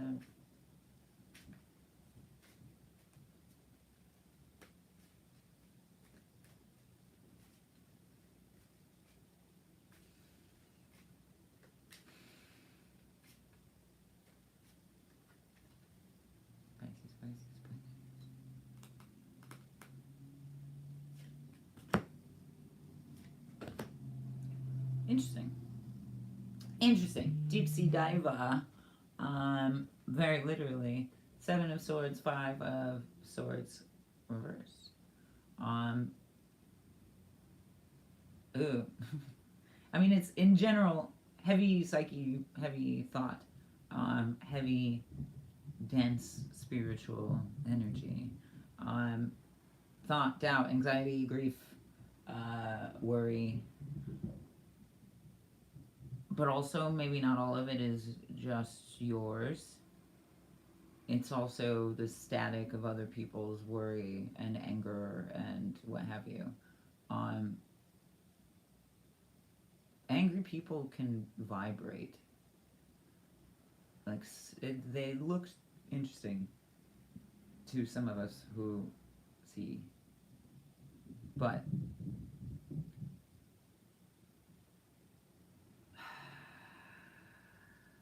so much of this is about holding true to your space and your boundaries and remembering your experience and what a beautiful experience it is, especially to be able to be sensitive and feel and see and create with it rather than to just be kind of like a sticky trap for the flies on everybody else's bullshit. That's very much the Seven of Spades. This Five of Spades inverted is rather than us take that in, how do we cleanse that space? How do we cleanse that space? Separate ourselves from other people's energy? How do we protect ourselves from other people's energy so that they're not tracking mud into our house? This Five of Spades is very much like this holding space of thought. And if people are just traversing in and out of all of our thoughts and mind patterns, then they're tracking mud in and out, and set some boundaries, hold some space, make people take their shoes off before they're walking around in your mind. Also, maybe this is like literally like a digestive cleanse, but I would say because of all this spiritual energy, that's more so maybe conscientiousness than a full out fasting. Because I feel like fasting when you're this ridden with other people's energy can be it can be easy to lose sight of your intensity and whether or not is your intensity or not. Set boundaries, like in a very real way. I think it's because we don't have clear spiritual boundaries of who we are when we take on other people's shit as clearly. In a very real way, it's not that other people are the problem and that are so sticky, and for sure there's a stickiness, but it is very much that there's a piece of you, there's parts of you attracting that or understanding that or open to it. Like if you consider, God, honestly, it makes me think of, how the COVID molecule has these like tendrils and it'll like latch on to other molecules. That's kind of the thing. Like this is Pisces and is like woo woo woo antenna, and then is all upset and overwhelmed because things are attaching to the antennas. Again, this is like a tuning thing. If you are tuned very intensely, if you are, and are you tuned very intensely and very intentionally, or are you just full on open, full on blasted open third eye with no grounding? That's poor spiritual hygiene. Which, again, the idea of cleansing. When I used to work in higher traffic situations, I would shower when I would get home just because it felt good to wipe it all off, and to not bring it into my sacred spaces. Likewise, you don't track BS into the house, homie. And also understand the responsibility of having to keep up after that when circumstances may change your plans, rather than throw a fit, rather than, again, the outcome or the energy projected be not of you but of the excess.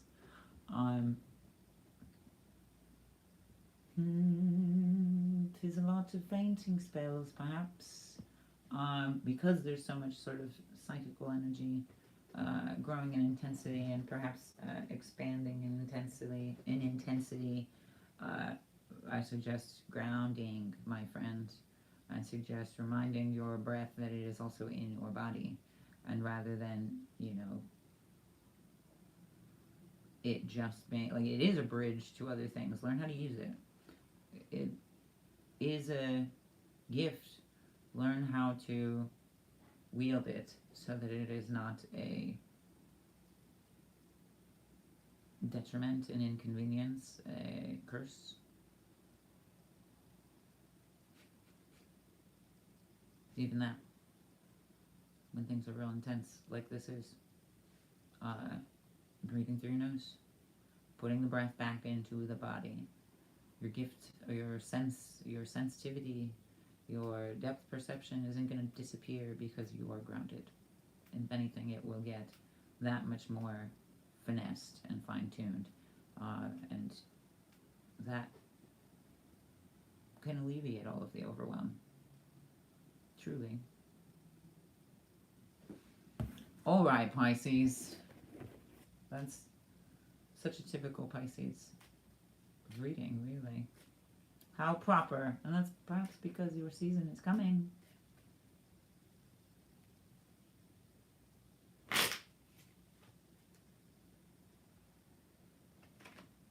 Because the season is coming. And I feel like so many people are already off their rock that I'm sure it's like crazy to imagine what it'll be like by then. But all the more reason to stay grounded. When the world spins, how do you still?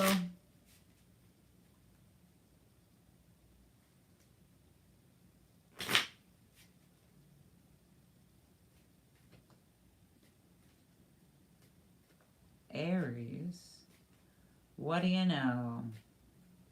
Fancy seeing you here. The real start of the new year.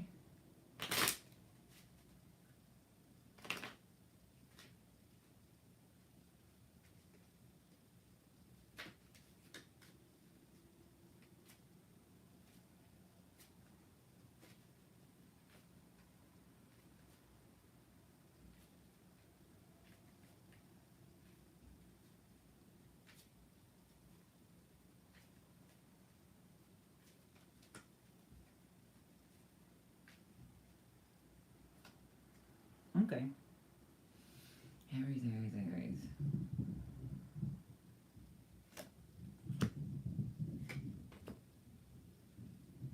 Interesting. Okay, double sevens, which in patterns of two is like, I feel like it's like a great thing when you have them in threes or ones, but when it's in twos, it's almost like a relentless game of ping pong. Perhaps even in close quarters. Seven of clubs, seven of diamonds. Fire, earth.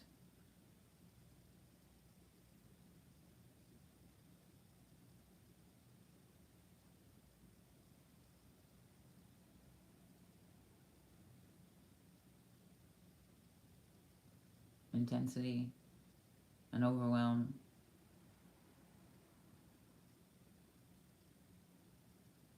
And value and worth. Seven of Wands is very much defensiveness too. But it's also inverted. No, it's not.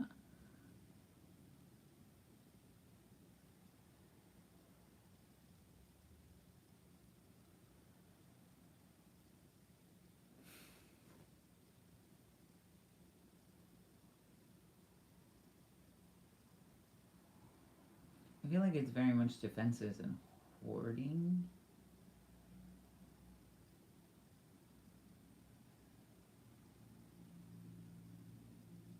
But I'm also thinking like defense system, like immune system, or defense mechanism, even. Defense mechanism, but also like immune system and the ways in which things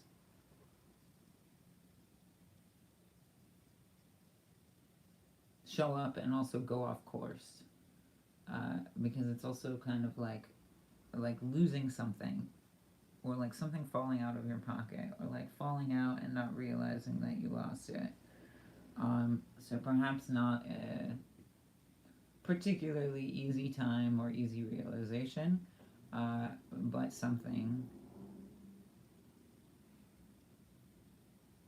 that's something that we can move. It's almost like we have point A and point C, and we have to find out what it is we want to do in point B.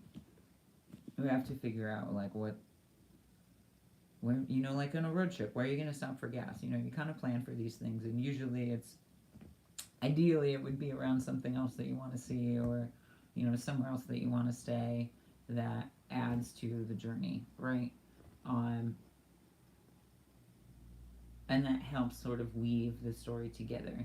I feel like perhaps we're missing this part. And gosh, in a real way, like, is that because we're missing part of our memory? Um, Trauma wreaks havoc on the brain. But that is not to say that you can't rely on your memory. That is to say that it perhaps has forgotten how to work with you, but it's not that it can't be remembered.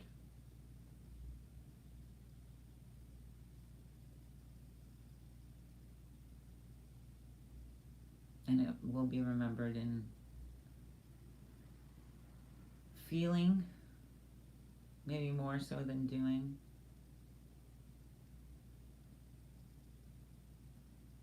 But those two things can go hand in hand, similar to the way we can't just intellectually heal, we also somatically heal. We can't just logically uh, define, because ultimately that kind of undermines, especially when we're dealing with emotional quality or spiritual quality, or sort of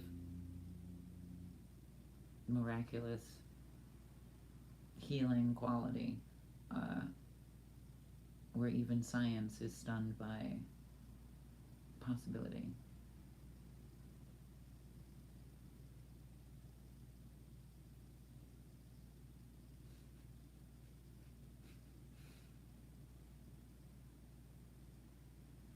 Interesting, interesting. It's heavy.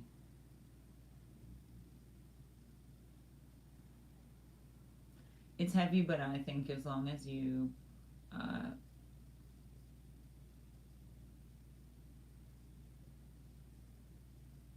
it's heavy, but I think if you disturb the frequency, if you disturb the pattern, and you find ways to divert the energy, like detours, you find ways, like unexpected ways, unexpected routes.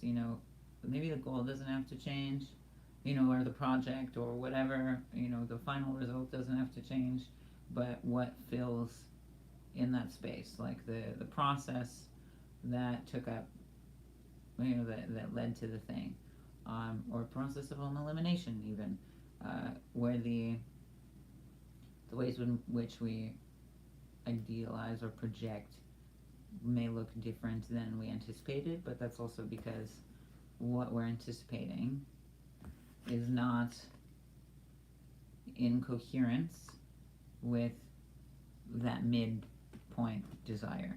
Does that make sense? Chiron's still in Aries, so the idea of, not knowing why I'm like this, not knowing, when this pattern started, or when this thought in my identity really conspired, is totally fair. But that does not mean that all of that is lost upon you. And that does not mean that you are incapable of knowing yourself. Um,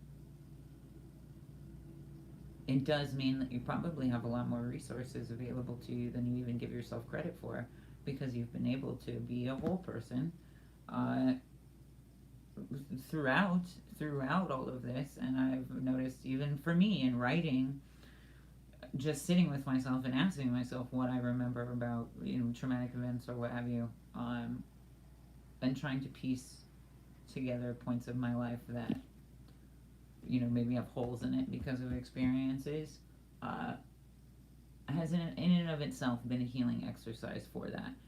So rather than just kind of feel like floating and untethered and unsure who you are, who you've been, and whether or not that impacts who you're going to be, um, you can root still in you and in that truth and in the resources that you have now and that have gotten you this far, and see yourself as valuable and momentous in that. Chiron is wounded, but also a miraculous healer. And so perhaps that is understanding your defense mechanisms and trying on for size what its antithesis would be, as an effort of healing, really, and in a small way that's the ways in which we talk to ourselves. In a large way, that's the ways in which we behave with ourselves. in an even larger way, that's the ways in which every given moment can also give back to your future self and your past self. And then you don't have to rely on whether or not your memory is reliable. You establish that relationship.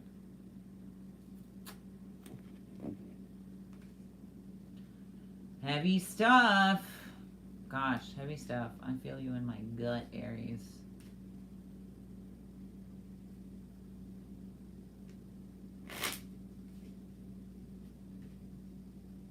But Taurus, my friend. Welcome, Taurus, my friend. We'll pull some cards for you.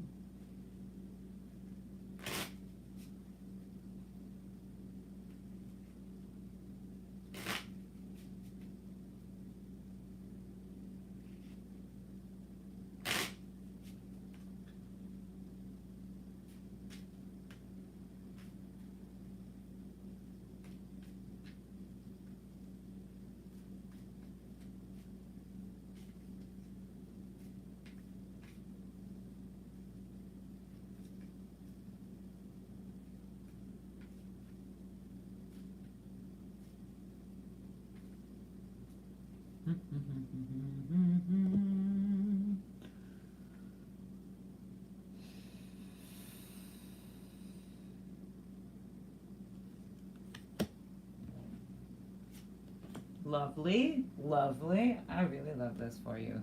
King of Swords, Ace of Swords, Spades. King of Spades, Ace of Spades. Interesting. Ace of Spades is beautiful. I think traditionally there's a lot of negative connotations with it, similarly to like the Death card or the Tower card. But the Ace of Spades is very much like a wish card, like a trick card, like a magic card. So roll with it. Roll with what you feel, because this King of Spades is also very much uprightness, conductivity, especially with this like super luscious color, is very much like the potent purifier of like root chakra eminence, like potent, like new fire, even very supple and fertile. Very supple, very fertile, big naturals. And very conductive because of that, like very much emanating this sense of desire and spunk and spice and prowess, which is really lovely. And I hope that you're feeling yourself now and continue to feel yourself ever more so, because we need more of that in you, Taurus. We need more of that in the earth. We need more of that in grounding signs that are able to be grounded and also not like nuns, like grounded but not in like a puritanical vow. You can be grounded and wild and unveiled and free, and what it must feel like to have the sun on every inch of your skin. Which, all of that is also to say, like, wish it, will it, rock it, visualize it, find that eternal beach in the self, but also what prime energy to utilize toward whatever it is you want, which is why this Ace of Spades is also here. Like, you are much like you, what is it? Cold strategize a seed, cold something a seed to prepare it for planting. I feel like so much of this energy is like a seed about to burst, just like so into like give me soil, give me water, and I'm gonna get real big for you, which is really exciting and very tantalizing, really. So I hope that feeling is throbbing in your heart. Go Taurus, go Taurus.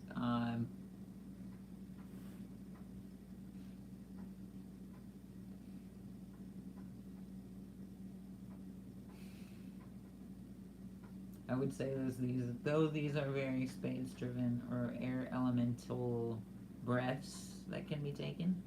I think this is much more about how deep and how long you can breathe, how much you can extend it. It also kind of makes me think of multiple orgasms, and how much you can extend that feeling, that bliss, and macroscopically, how do we extend that bliss or that peace into life, rather than Taurus being perceived as like a recluse. How do we show up, top down and shoulders back and chin high and ready to thrive? And may that be exactly where you go with these revved engines, my friend. I'm really into it for you. I'm very into that for you.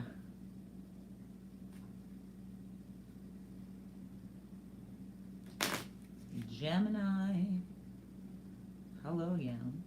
How are you? Hello, other Gemini. How are you? Both of the Geminis have long lost triplet, and that they perhaps need to remember or understand.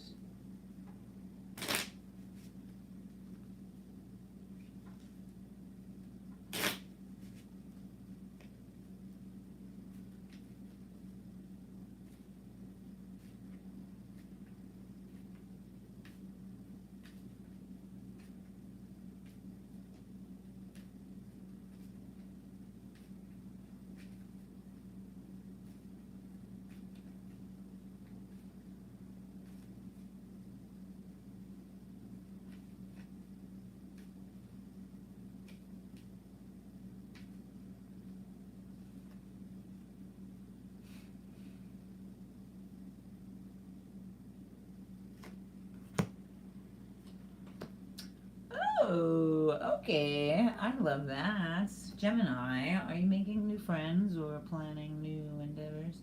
Building something lovely. Building a fire, building a fire. And that's also, even if it's not, I'm hosting a workshop or I'm building a house. Building something more stable in you. You may feel like you're starting with nothing, or like you're starting from scratch, or like you don't have enough to go to show how far you've come or whatever. But this Two of Hearts has a lot more faith in you maybe than you have in yourself right now, and I think begs us to consider the opposite end of that. It's not glass half full, it's not glass half empty, it's glass half full and then some, and room for more. It's that, your needs can be met, exceeding your expectations and then some. Your needs can be met and then blow you away with how much they're met. You have space, and you have space to consider, and you have space to be curious, and you have space to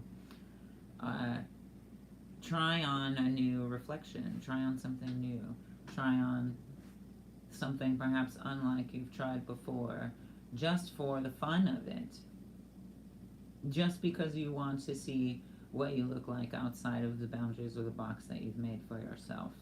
And that is a whole new space to hold. Don't let it become another box, because we're building, but don't let it become another box. Don't let it become another corridor.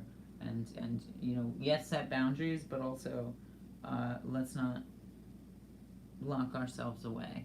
In the same ways that we have this sultry energy, and we have these other ideas of not hermiting away or hiding the body, and it makes me think of like monks or nuns that like have to cover everything and like can't speak to the outside world and don't watch TV, and I mean, obviously TV wasn't necessarily the thing in those times, but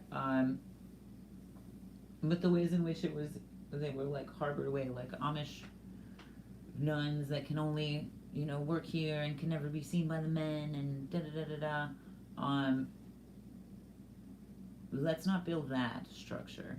You can try on something new, put on the costume, but you don't have to take on the boundaries of puritanical ethics. You don't have to take on the boundaries of identity.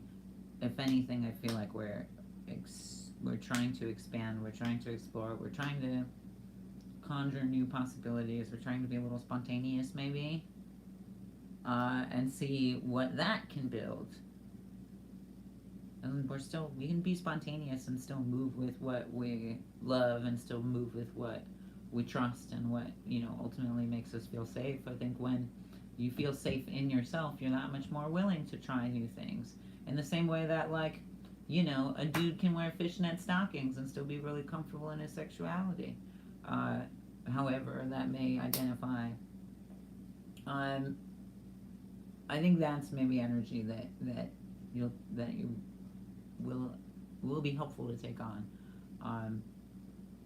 Maybe you are that dude that really just wants to paint his toes and wear fishnets and not have to define yourself by it.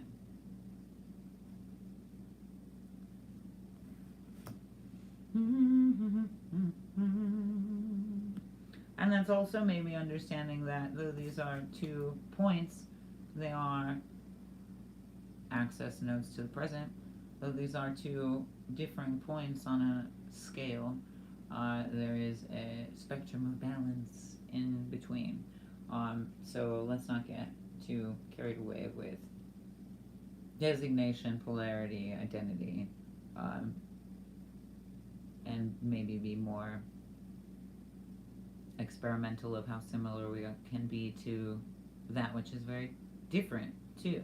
And in that way we are perpetually connected with the earth around us, because we are, not genetically similar to a leaf, but we are very genetically similar to fungi and a banana.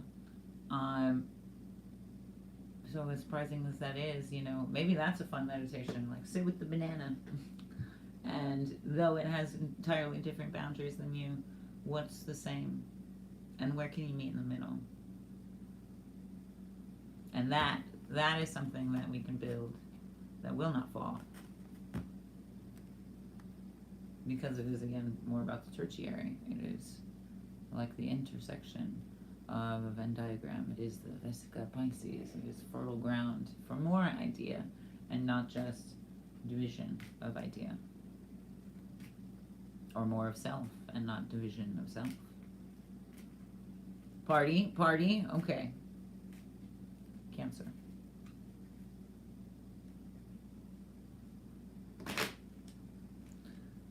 Cancer.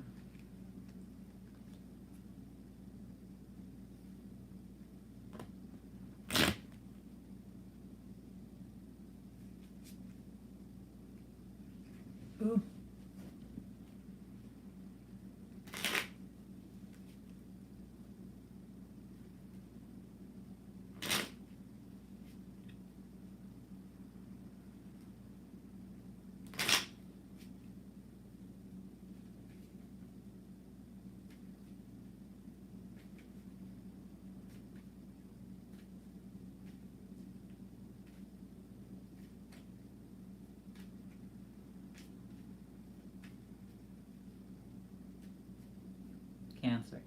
Cancer. Woo! Okay. Interesting. For all the water energy we have, there is also a lot of heat, a lot of wind moving it into something else. So the water is not able to be itself outright. The water is being moved, transformed, held, calcified in some way, shape, or form. So that can be viewed very hectic for Cancer. It's also like maybe a lot of molding that's going on, a lot of growth spurt that's going on. And so rather than, like another puberty, rather than be very critical of the self, get very grounded, get very, body positive, get very, you know, present and aware with yourself, not hypercritical. Don't bring judgment to your morning table. Eight of diamonds and six of diamonds. So that is very much, I think, rather than taking ourselves too seriously, figuring out how we honor ourselves. So maybe if that's intensity, if that's needing space, if that's da da da da. Rather than being the typical outpour, or the typical, hard on your sleeve, to honestly probably a detriment. Because I'm a sucker for hard on your sleeve, but also hard on your sleeve doesn't mean bleeding on me. And that can be the case too often. And I think this Eight of Diamonds is very much expressive of that, but also because of this following Six of Diamonds, understanding that if you show great care and concern, then hard on your sleeve all you want, because you ain't bleeding on nobody. You're taking care of what you need to.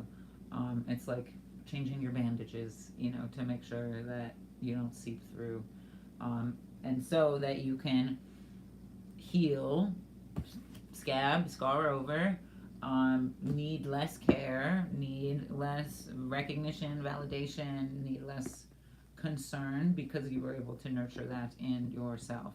And also in whatever it is that you ultimately really put your all into what you really want to water, into, not forgetting what it is you want to water.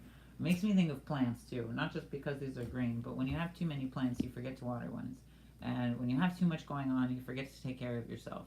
When you work too much, too hard, for somebody else, you forget to eat, sleep, drink, piss, all of which is something that you need for a stable structure.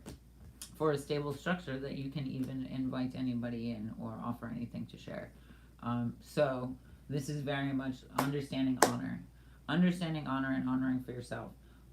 Especially though Cancer has a lot of Jupiter energy in it, I feel like sometimes that leads us to, maybe be control freaks, or maybe, really take reign on, planning and executing, and party on. That's a great thing.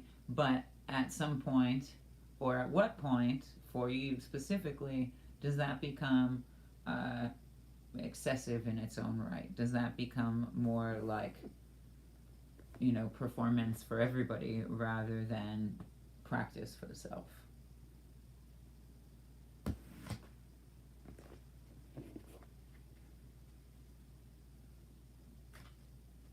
All right, Leo.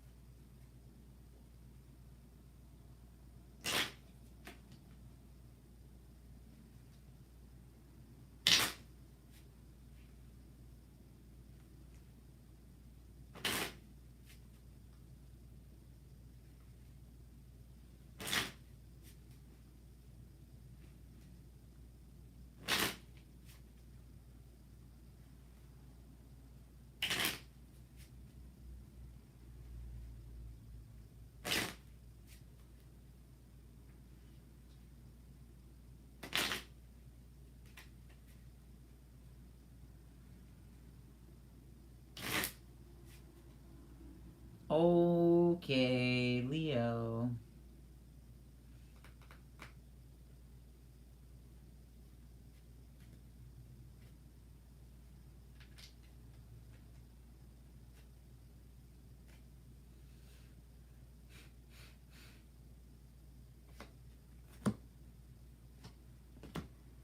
Okay.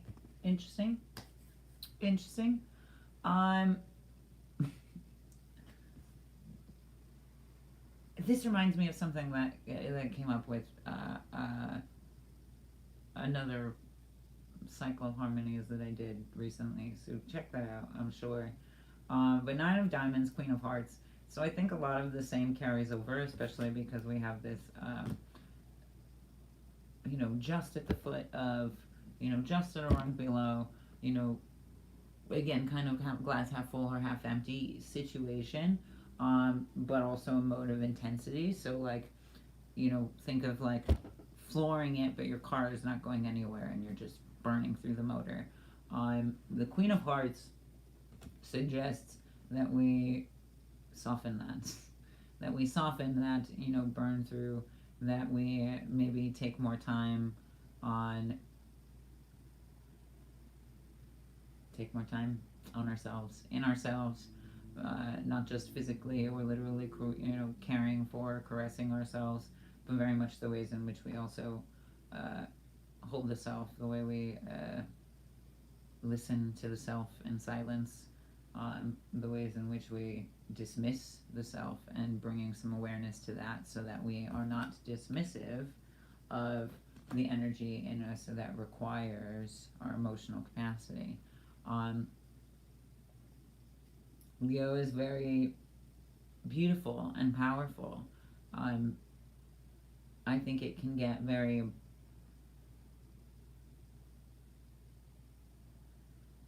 like abrasively logical,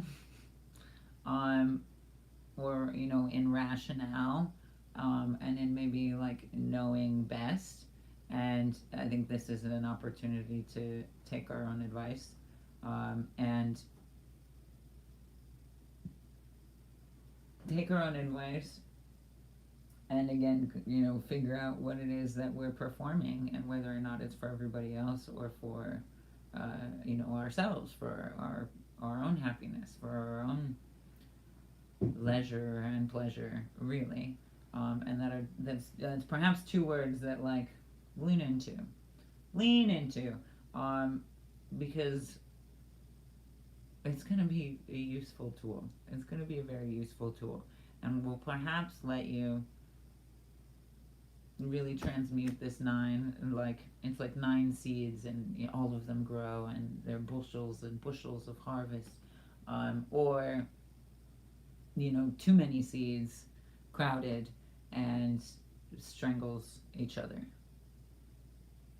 Does that make sense? If you're a planter, and if you're not a planter, then use the body as an illusion, and the growth in your heart as the metaphor. And in what ways have we buried our heart and must unbury it so that I can see some sunlight?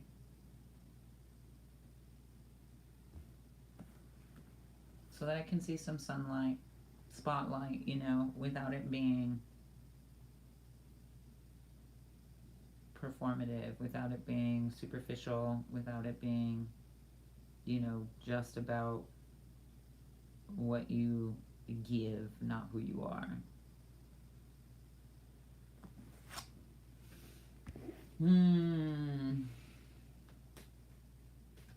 A lot of very deep and also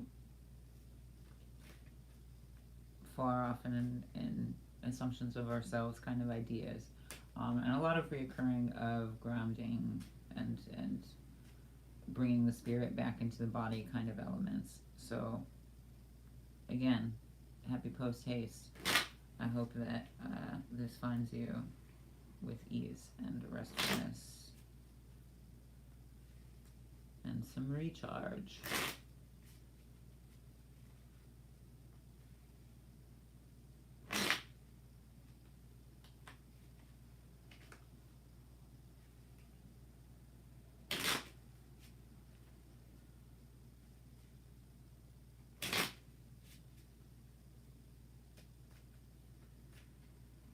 Virgo. Interesting. Wonder what you'll have to say given these allusions to withholding and embrace.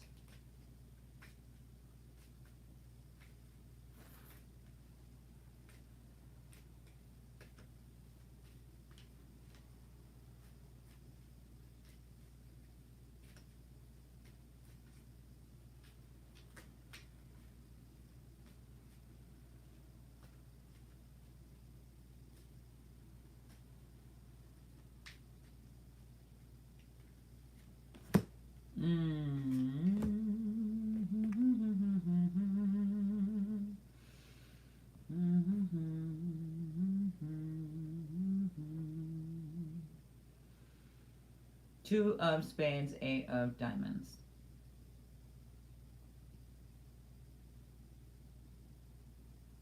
That's very interesting. Um, in a very real way, it's like creating boundaries around you that are not visual, that are not limited, that are more like consecration and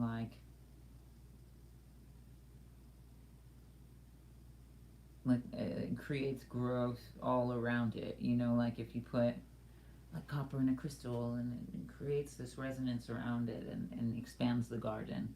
And that point is in you, that point is in intuition, and as much like I thought, in the idea of, you know, like monkship or nuns or, you know, vows of not so as to obtain godliness or what have you. This eight of diamonds is very much the glittering of gold in your presence and in that space or whatever eminence it is.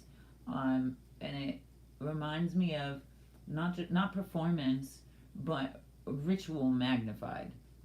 Because there's a big difference when I think any performance can be a ritual and can be a portal, um, uh, even if it's not necessarily intentional, because it syncs people up. But because in that it becomes participatory and not just this proselytizing or evangelizing or you know, projecting, monologuing, whatever it is, it becomes a visual participation.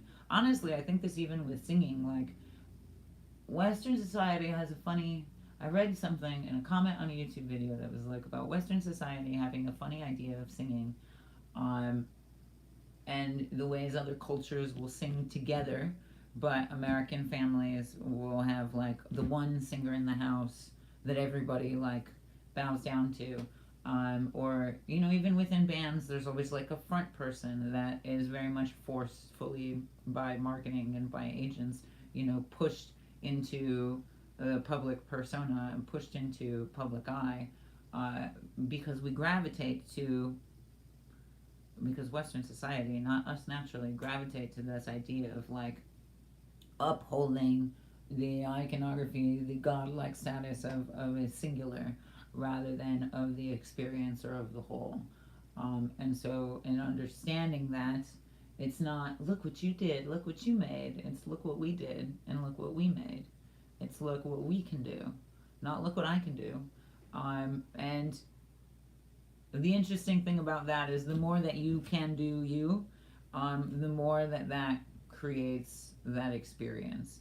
And that is when you are authentic, not for the camera, you know, authentic and free and joyful and funny and, you know, all of the things that you are at ease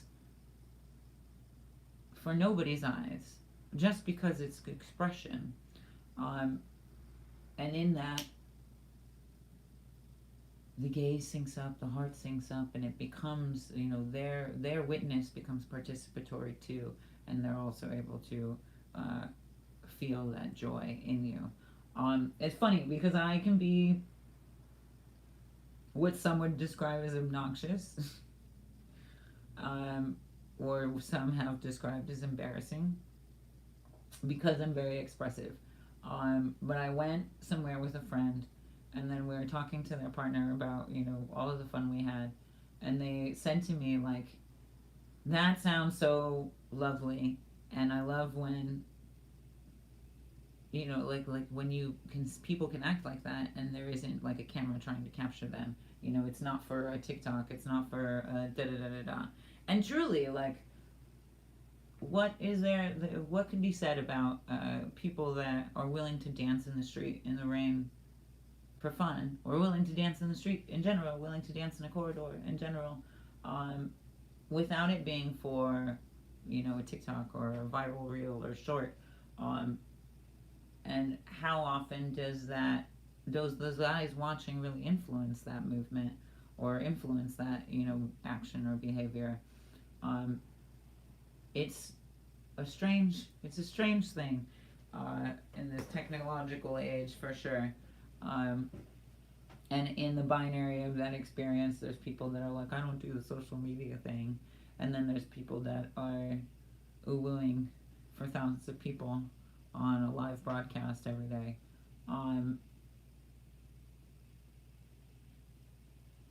The judgment that exists on either side of self or of other uh, perpetuates this binary rather than understands the enthusiasm with which we can experience life, regardless of being observed or being the observer.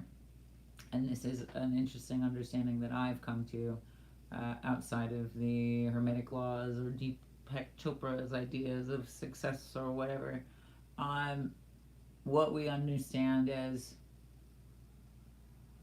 gender or role or presence is so much more than just seer and seen. And it is so powerful in the conjuration of the projection that both of those things can create, or the conjuration, that the energy that exists between those things, between you being seen, you seeing, and you also being able to imagine in between. I don't remember what words I used exactly, but 100% it reminds me of the final meditation on the 777 activation,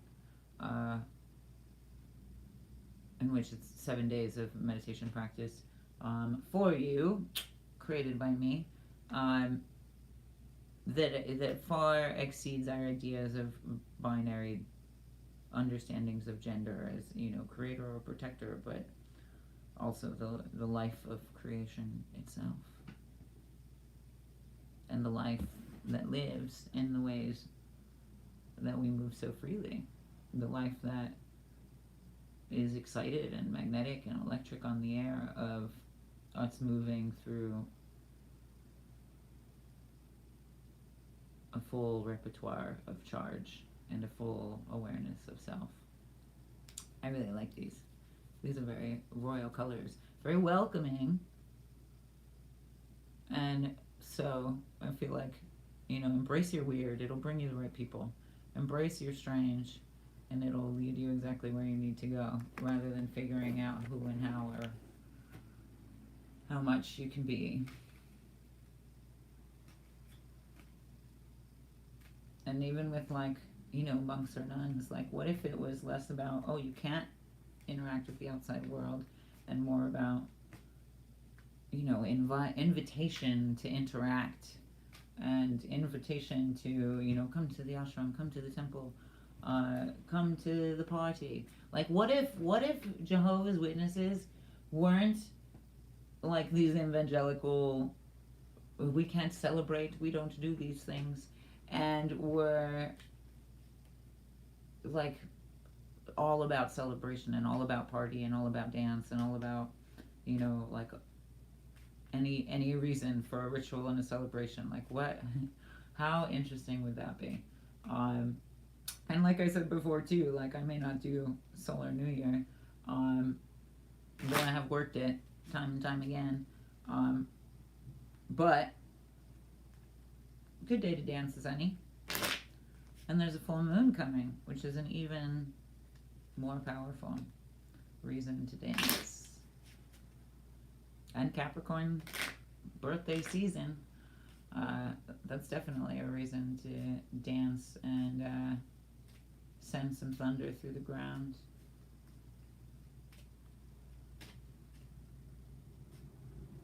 All right, Libra, love, Libra.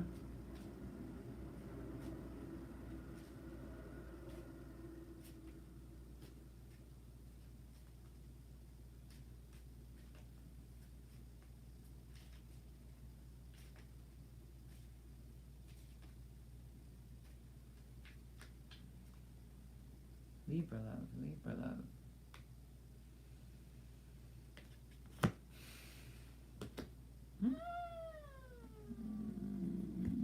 Interesting. McDonald's. Fuck McDonald's. 8 of Hearts and an Ace of Hearts. Interesting. Just a little flick of the tongue, and we've got entirely different energies, really. Or very accelerated energies. It makes me think of singing, even. Like the way you frame your mouth or the ways that you move your tongue can change your tone, can change the ways in which you project. And it's a very subtle difference. More so than forcing, which brings me back to, again, the Capricorn energy and our understandings of it, but also our understandings of what this horse energy will bring into the new year. And if we are, all muscle structure and all force and all, ideas of power and trying to control it, then that is trying to force your way to a high note, or trying to force your way to, I don't know, to a note you don't know, to a register that you're not used to, and that tension is when most people will crack, right? But when you relax, when you practice opening up the space, when you practice knowing where it is, where you find it in your body, where you see it, where you visualize it, subtle things, subtle changes, subtle, pattern shifts that ultimately help you reach a fullness of sound, a fullness of projection, a fullness of, thought even. Like, this is why, journaling is so helpful, so that we can work out these ideas in, real time, and in our muscle structure, and, our nervous system structure, and feed the brain and the body at the same time, while sifting through all of these thoughts. Like, what a digestive process. I think that's a big part of it, and ironic that these colors and what I said earlier, because that's not good for digestion. That's not good for digestion at all. And so, what does that say of the ways in which we're eating, the ways in which we're cycling through food and information, the ways in which we're, not necessarily just conscientious, because I'm not one for diet culture either. I think it's all about making patterns that you can keep up with, rather than, crash diets or fad diets or what have you. Or extremes, like people that will go try and fast for 8 days but have never fasted before. So the first, day, the first 24 hours is excruciating, and then their body freaks out, or, it ends up being a miserable experience, or a really brutal experience, because their body wasn't ready to adjust to that extreme. It's like forcing something in or out rather than dilation. So be kind and gentle and just as beauteous to yourself as any ideal of itself, as any ideal of the sign's energy itself, as any ideals of the world. Interesting that we can want justice and balance in the world, but fail to balance ourselves, fail to understand balance within our minds or our bodies. And so what ways can you embrace it? Maybe that's roller skating, because it is a weird balancing exercise. Or the ways in which yoga is a beautiful opportunity for it, and a beautiful conversation with your body about it. The ways in which we balance the breath, even the ways in which, rather than it just rest in the chest, we expand it into hemispheres of the body, so that we have a full roundup. How in like field trips it's like, is everybody here? And everybody like rounds off. It's kind of like doing that with you too. It's like, yo, are we all on board? And maybe a version of you that doesn't feel like you're listening to it as far as its worries and anxieties, and maybe a version of you that's hypercritical of you because of other worries and desires, are not on the same page as you right now. And so we must find coherence, and perhaps a sense of non-attachment, despite this beautiful Ace of Hearts. And with this beautiful Ace of Hearts, some non-attachment to those ideas. 100%. There are meditations on my YouTube channel for exactly this. Especially as we step into the whirlwind ahead.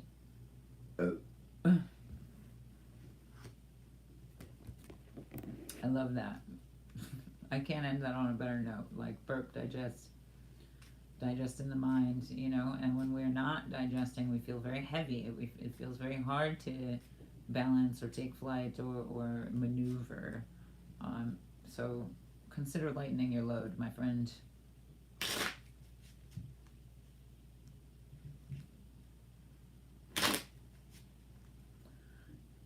Scorpio.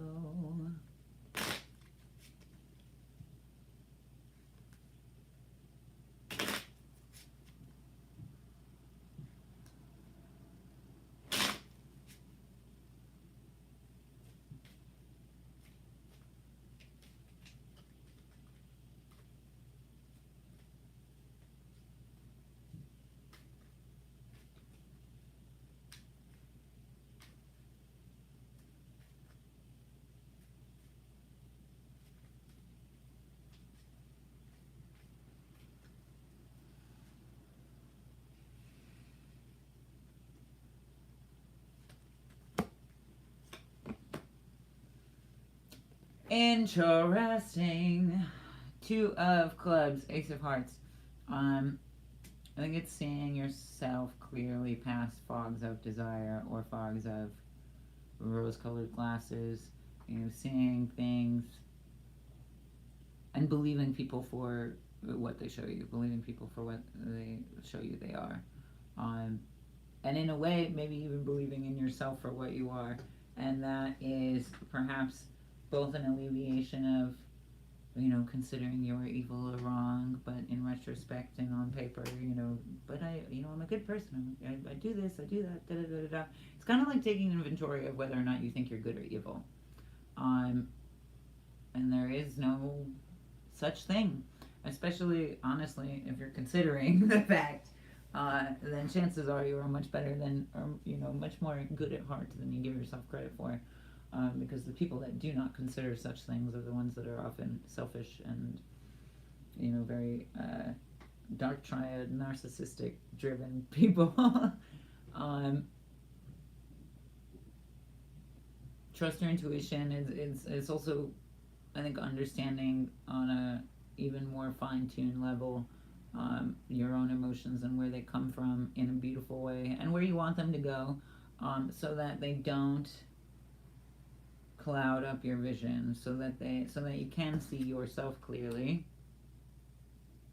despite desires, and so that you can move clearly within that space.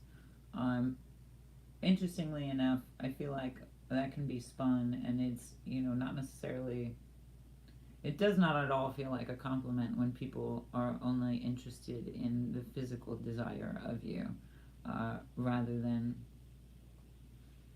you know, desire for themselves, desire for experience. Like, especially for Scorpio energy, is like you are beneath the surface. You are much deeper than the surface. So when people only observe or appreciate the superficial things, that feels almost like shitting on this Ace of Hearts. Like, it's not upholding this Ace of Hearts. However, you cannot lose sight of yourself because other people are blind, and continue to see yourself clearly and with joy, rather than, and shit, part of me saying this for myself, rather than you know, upset or disillusioned or rejecting of the fact that people only see that. I think it's kind of like, you know, people see anomalies and they'll try and explain it away. So maybe it's just that people are on the cusp of beginning to understand. They've disturbed the soil and the sand, and they've gotten a glimpse, and they think it's the whole. But little do they know, Scorpio's got so much more to bear. And little do you know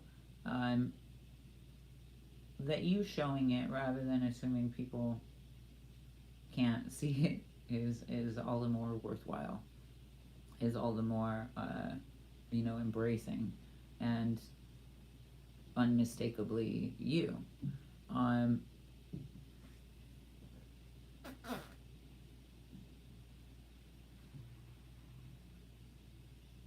I also think rather than overwhelm of, literally we're going full octave of intensity here, rather than just that, um, I think it is a ways in which we can consider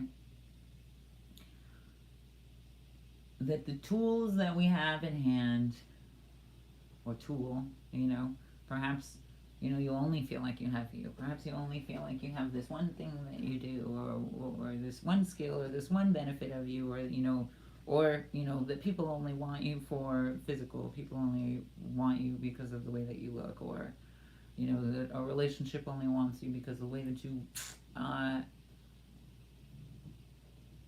beyond that, outside of that, it is an opportunity for you to fully show yourself so that people can even begin to believe in stuff like that.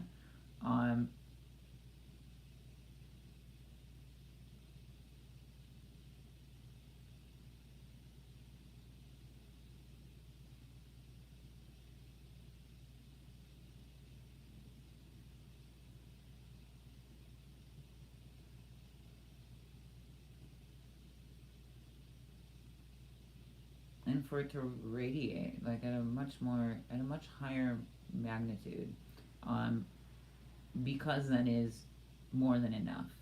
Because in a very real way, regardless of how little you may think you have, or how unappreciated you may think you are, or may actually be, the tools that you have are more than enough. The blades that you wield are sharp enough. The fire that you wield is plenty hot and can grow plenty more. It makes me think too of like,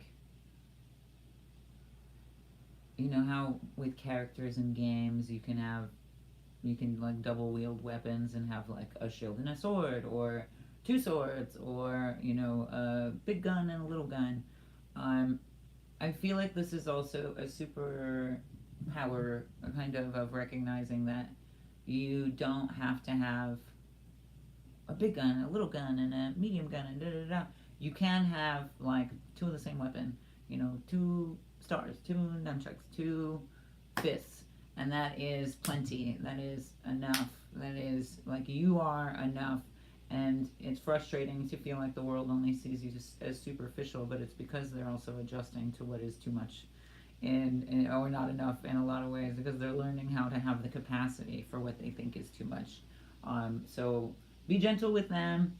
A D battery, or a generator, really can't make fun of the AAA batteries, because they're doing what they're supposed to do. They're doing what they know how to do. They're doing what they were told to do. But they're working on their capacity. You cannot compare your massive capacity and energy to others. You just have to be, and you just have to exist, and hopefully that inspires the A batteries to really juice up, and exert themselves in such a way so that they can also feel magical and powerful and beyond a superficial level. Not that you have to be more you for the sake of anybody else. Just be you and stop worrying about other people in general. Gosh, was that all I wanted to say?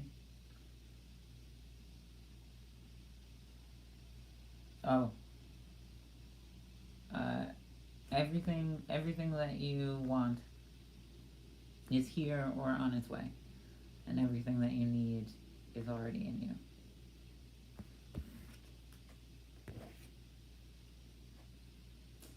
Sad Sagittarius, my love.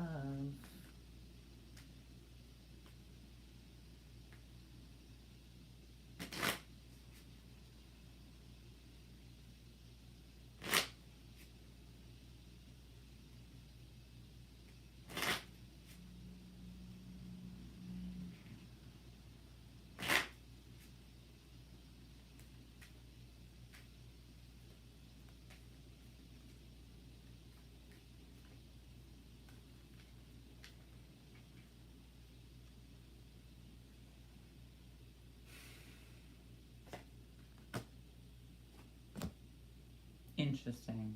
Interesting. Nine of Diamonds, Ten of Hearts.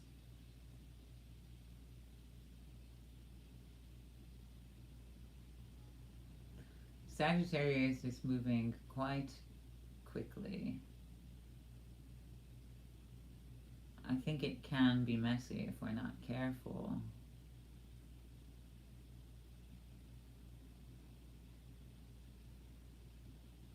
Or if we're brash.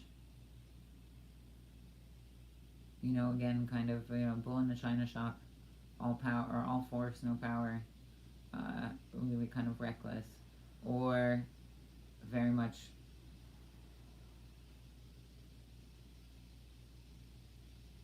like clean, well thought out, flowing well. You know, like a big party with lots of traffic, but all the traffic's moving. However, we know this with highways. More highways does not equal less traffic. More highways has not changed or affected traffic since they tried to do it the first time. And so, let's not act out or overact or act out of bravado, trying to fill any shoes or ideas of expectations of ourselves. Let's not act, you know, brandishly. Let's not act out of mindlessness and you know, carelessness. Even spontaneity requires safety and care to be able to freely experience in it. You know, otherwise we're just like fear and adrenaline seeking in a very real way. So there is that distinction in those things. Much like you know, monks and martial artists will say that anxiety and excitement is very much the same thing, but it's the ways in which you interpret it. And so if anxiety is, you know, all of your energy sort of scattering like flies versus you know, birds in a flock, then that makes all the difference of where we are in our mind at this moment or at any given moment. And so I feel like that's very much the thing. Are you holding your breath and pulling the trigger, or are you going to exhale and release?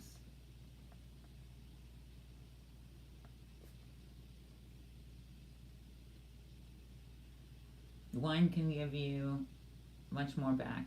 The other, I think, is more like splash zone messy.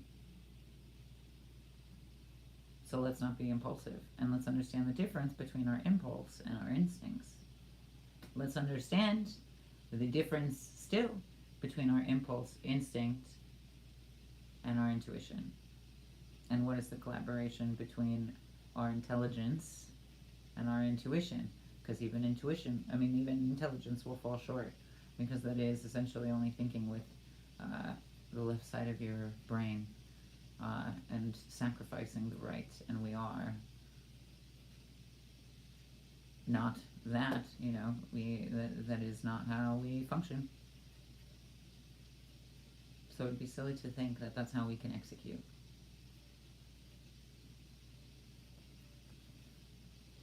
And again, get grounded, rather than like, fuck it, pull the trigger. Really, really ground in. Take a moment, consider, listen to the body. Perhaps there's, you know, signs that you've already, you know, ignored or overlooked. It also makes me think of, like, you know, if you're gonna go like snowboard or like down a half pipe, you kind of gotta like really ground into like your feet and your thighs evenly, but also fluidly. Like, you're grounded from the waist down, but you're also ready to, like, pivot and tilt before you fucking send it, really. So, you know, we can keep the fucking send it attitude, but you'll hurt yourself if you don't prepare for that moment either.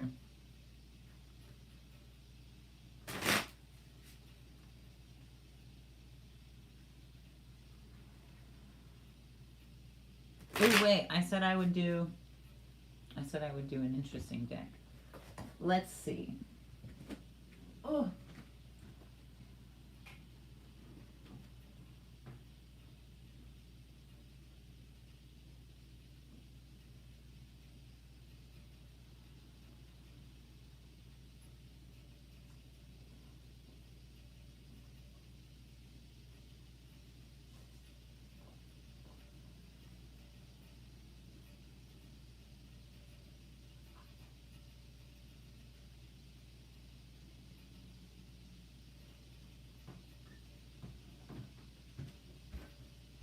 I brought the book just in case.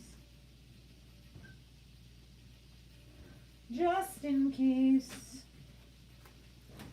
Tis a very cool book. Very cool deck.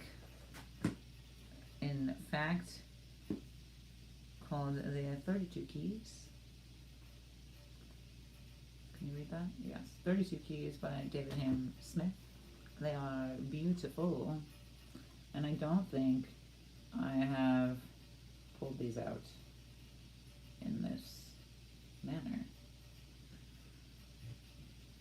And they are a bitch to shuffle. But I love them anyway.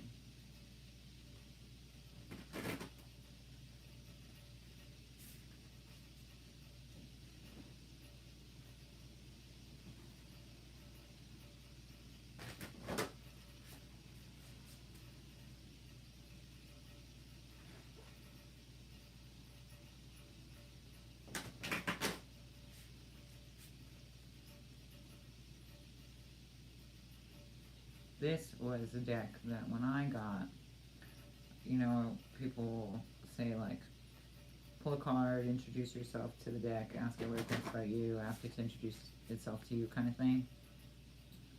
Oh my, did this blow me away. And so we'll see what you've got for me, love.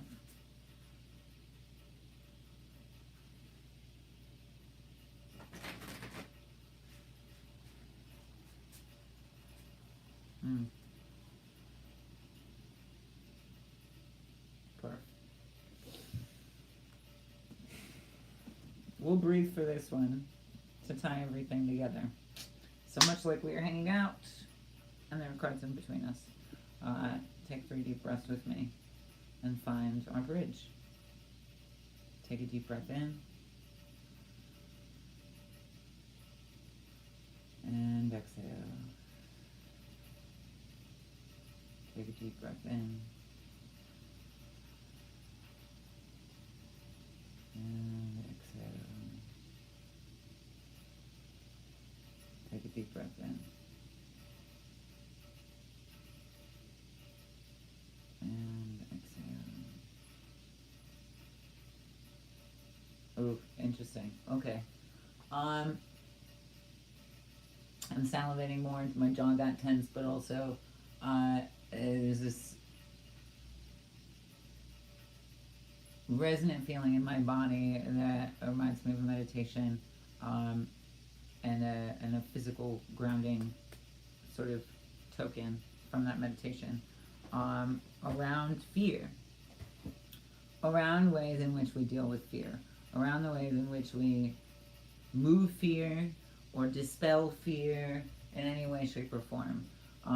Fear is why religion is so prosperous, and I mean prosperous. It's what they capitalize on ultimately. You know, they feed fear and then also feed you this dependency on that fear and on any alleviation of fear. It's a cycle of addiction.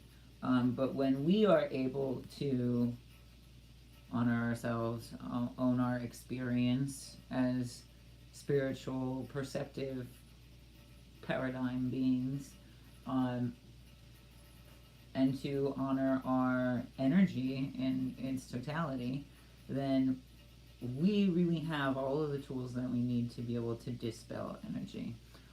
Very much, I think that's why people stim. I think that's why I've stimmed in the way that I have, and the more that I've learned about mudra and like neurocircuitry, 100%, the more it makes sense. The ways in which people will, repeat things or repeat sounds or repeat utterances or hum to themselves, and that may be frustrating to people, but science goes to show that masking those needs or desires is actually really bad for your heart and can cause it to either grow or shrink, which is detrimental.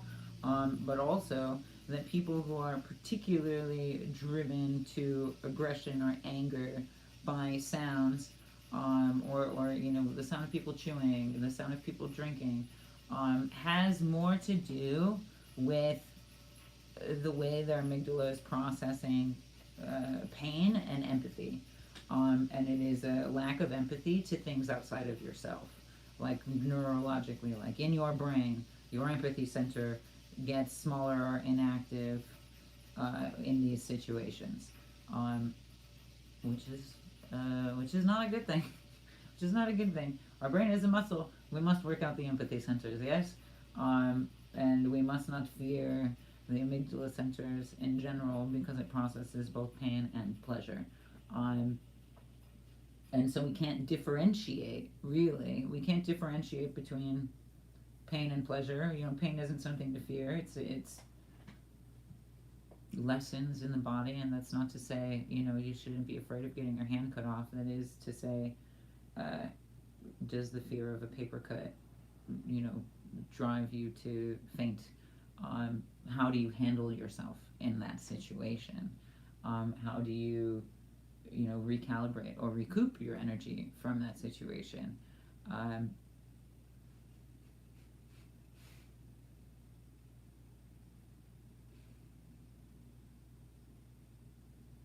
Fear, fear, fear. Fear and compassion.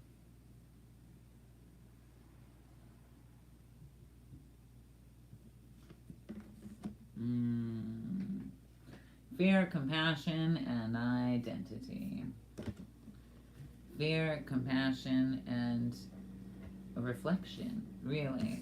Top of the deck is this beautiful three, this tertiary three, although we only see two symbols. The symbol in the middle is like the idea of one, the idea of ayin in very studied Hebrew language magics. It is the sun and the moon, which is very literally the ways in which we can compound energy.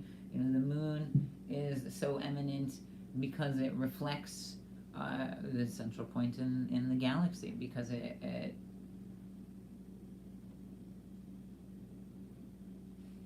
exists with rather than in spite of. It also has a power entirely its own that the sun does not have, but it is because it works in tandem, because it works within the system, because it sees so much more than just itself.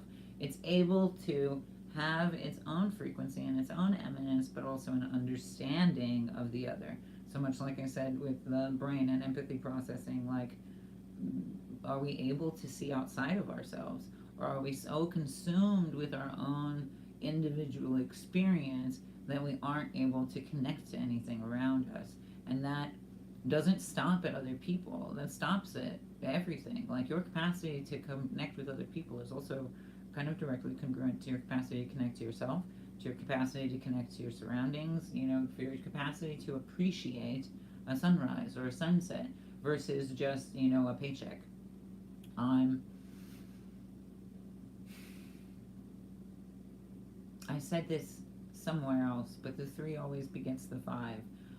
Rather than the fricative state in polarities, which is very much understanding of the self in the habit field, when we find resistance to an idea of self, it's because there is some sort of tethering to another idea, that it's almost like, when you put the bottom sheet on the bed and you're pulling at all the corners, and then one corner slips up, and then you pull that one down, and then you pull another corner up, and another slips up, because they're not grounded, tethered, wrapped, because there's unequal pressures, and so there's more of a tug of war rather than a full dimensional expansion. Fun fact, for what we've known about the Pythagorean theorem, there's also great scholarly empirical evidence to show and suggest that it is able to expand in all directions, much like the universe, and that even Einstein's equation of energy in motion and in space is only defined by two dimensions, and therefore it is an incomplete observation, especially when we're dealing with the self, let alone other perceptions of the self. This painting was actually very much about that, as is the calculations in the background of my astrological owl seer codex. So if you like math, maybe you'll enjoy that.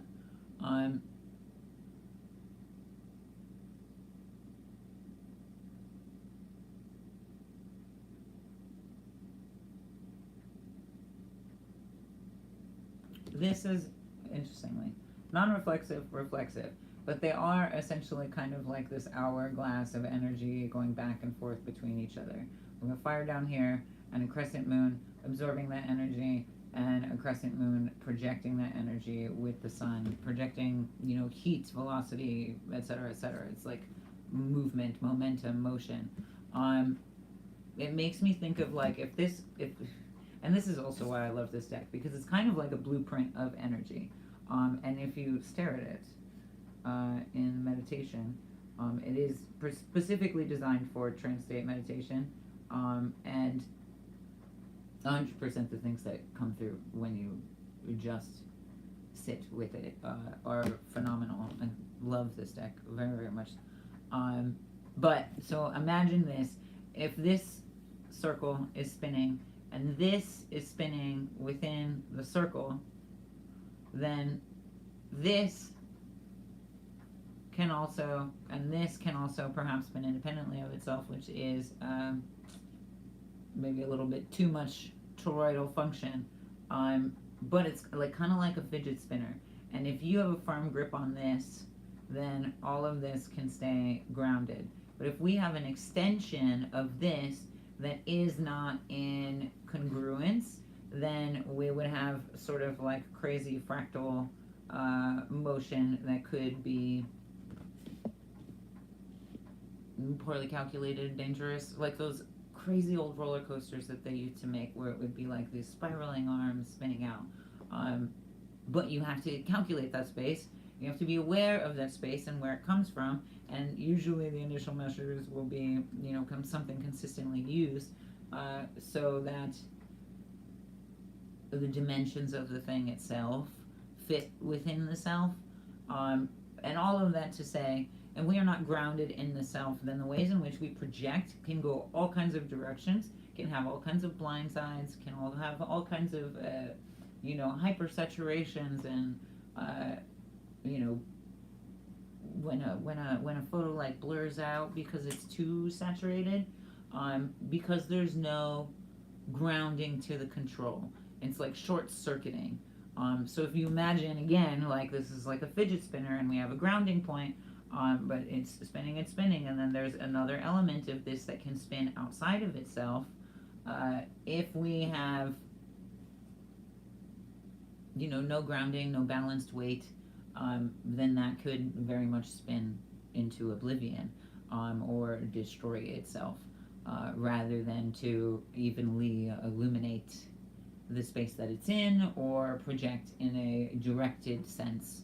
And so maybe that's, the ideas of, I really want to do this, but my parents want me to run the family company. And so you end up doing all of these things and feeling really outside of yourself, and then you lose grounding. And the fidget spinner stops working, because we've lost sight of the reasons that we use it, or of the purpose that it's useful for in one way, shape, or form. Lost sight of your purpose, which is really just your passion. Whatever it is that your passion is what you're going to pour into, and time will not betray you. But purpose has been commodified and exploited to keep us as loyal slaves and workers to the system. So oftentimes we end up with multiple wacky, waving, inflatable arms and too much wind beneath them. I'm gonna see what this book says, actually, just to see what I can offer in that way. Key 15, key 12, key 8, key 7, key 5 is 1. There's a lot of notes, okay. Key 4, key 3. Okay, key 3. You're still pretty long too, but we've also got a lot of notes. Bear with me. The third key presents the symbols of the sun and the moon in a way that seems to oppose their conventional meanings. Here the sun represents primordial openness, and the moon represents the dynamic creativity that reflects and directs it into play. In this sense, the moon is male and the sun is female, and they function together, which is what we've been talking about all evening, in this understanding of the divine union, the alchemical union within you, within hemispheres of the brain, within coherence within you. The sun symbolizes the unknowable dark brilliance of Odd and Sof. The moon symbolizes the reflection of its secret radiance in the act of knowing that illuminates phenomena. The blazing source of reality can never be found because there is no thing there. However, when reflected, it becomes bright and clear. Openness is pure possibility, a fullness so complete that it blazes in secret. Fountain of Wisdom calls this a light that is darkened by illumination. It is like the blackness of space where solar light shines but nothing reflects it, so it cannot be seen. Without reflection, space can be so full of light and that it is absolutely dark. So the blaze of openness cannot be known without reflectivity. The sun and moon are not separate entities, they are aspects of a single continuum. Party. The essence of reflectivity is always open, and the nature of openness is always to be reflective. However, the moon cannot be considered as a secondary function. Consider what is doing the reflecting. Open lucency reflects itself. There is no other entity that is possible. What is outside of the open lucency of Unsof? Nothing. The urge towards expression is simply luminosity reflecting itself. And that is, I love that, the urge of expression, which is something we rely on as impulse, but to express what, and I think that's where we lose sight of it. We attribute impulse to this expression of almost nothing, and in reality, much like nature is often is constantly expressing growth and beauty and optimization of, I think very much that's what we do, is we have this urge to express beauty and growth and expression, and expression being where the toroidal field, where the magnetism grows, where the spiral begins to reach slightly outside of itself. Blazing openness is its own self-reflecting capacity. The reflection of blazing openness produces one of two possible results: wisdom or knowledge. Knowledge in Hebrew is dat, and wisdom is chokmah. Dat is also an additional sephirot in the tree of life, and pertinent in the tree of death. It is also very much in line with additional chakras in the central line of chakras that exceeds the 7 that were given as a preliminary map. So again, blueprint, but the blueprints that we've been given were like IKEA instructions. I don't know, IKEA instructions, are they good? Or like Timo instructions, or like Wish instructions, and they do not cut. When infinite possibility is reduced to the reflection of conceptual designations, designations, bits of information are accumulated, and knowledge, dot, is generated.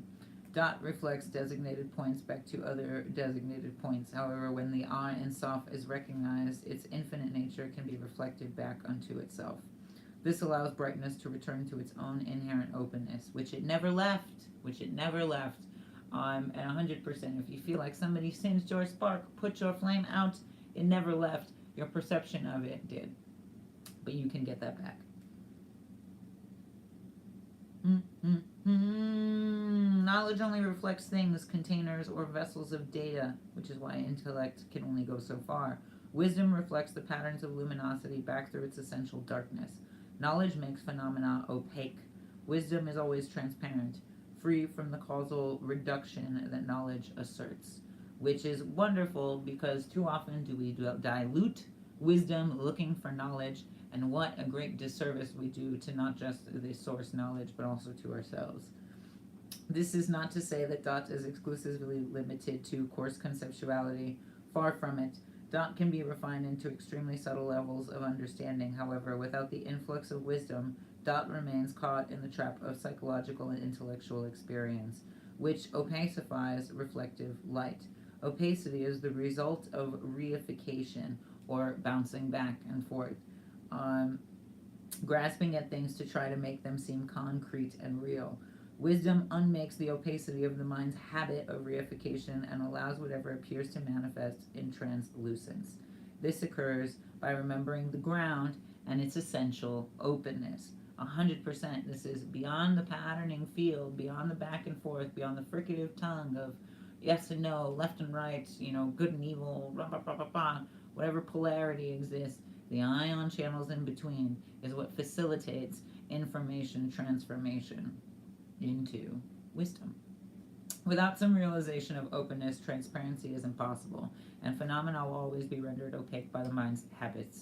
When reduced dualistically, the agencies of the sun and the moon are perceived to function within the checks and balances of ordinary fixations. The sun of blazing openness is reduced to function as an endless series of kelim, or separate vessels, and the moon of wisdom is reduced to function as an array of orat, or separate lights. Interesting.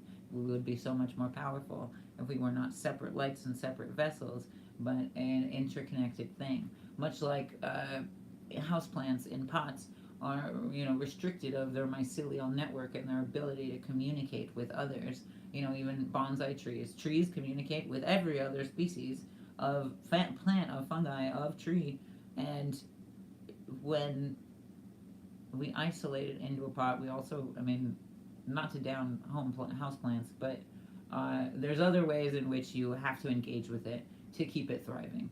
And maybe that's, obviously supplements or what have you, or introducing other plants that help it thrive, or introducing, fungi that help it thrive, or the ways in which people will utilize copper orgonite, sing to it, use specific light therapies, etc., and the ways in which, ultimately, light therapies, we've really got to step up our game when we're working with indoor potted plants, because they no longer have these natural conversations and resources to rely on. So there's a sense of community that, and a sense of reciprocity, and a sense of relation and reflectivity and reification in that, that allows us to extend beyond the fricative nature in between, or this, poorly connected back and forth like static on the line.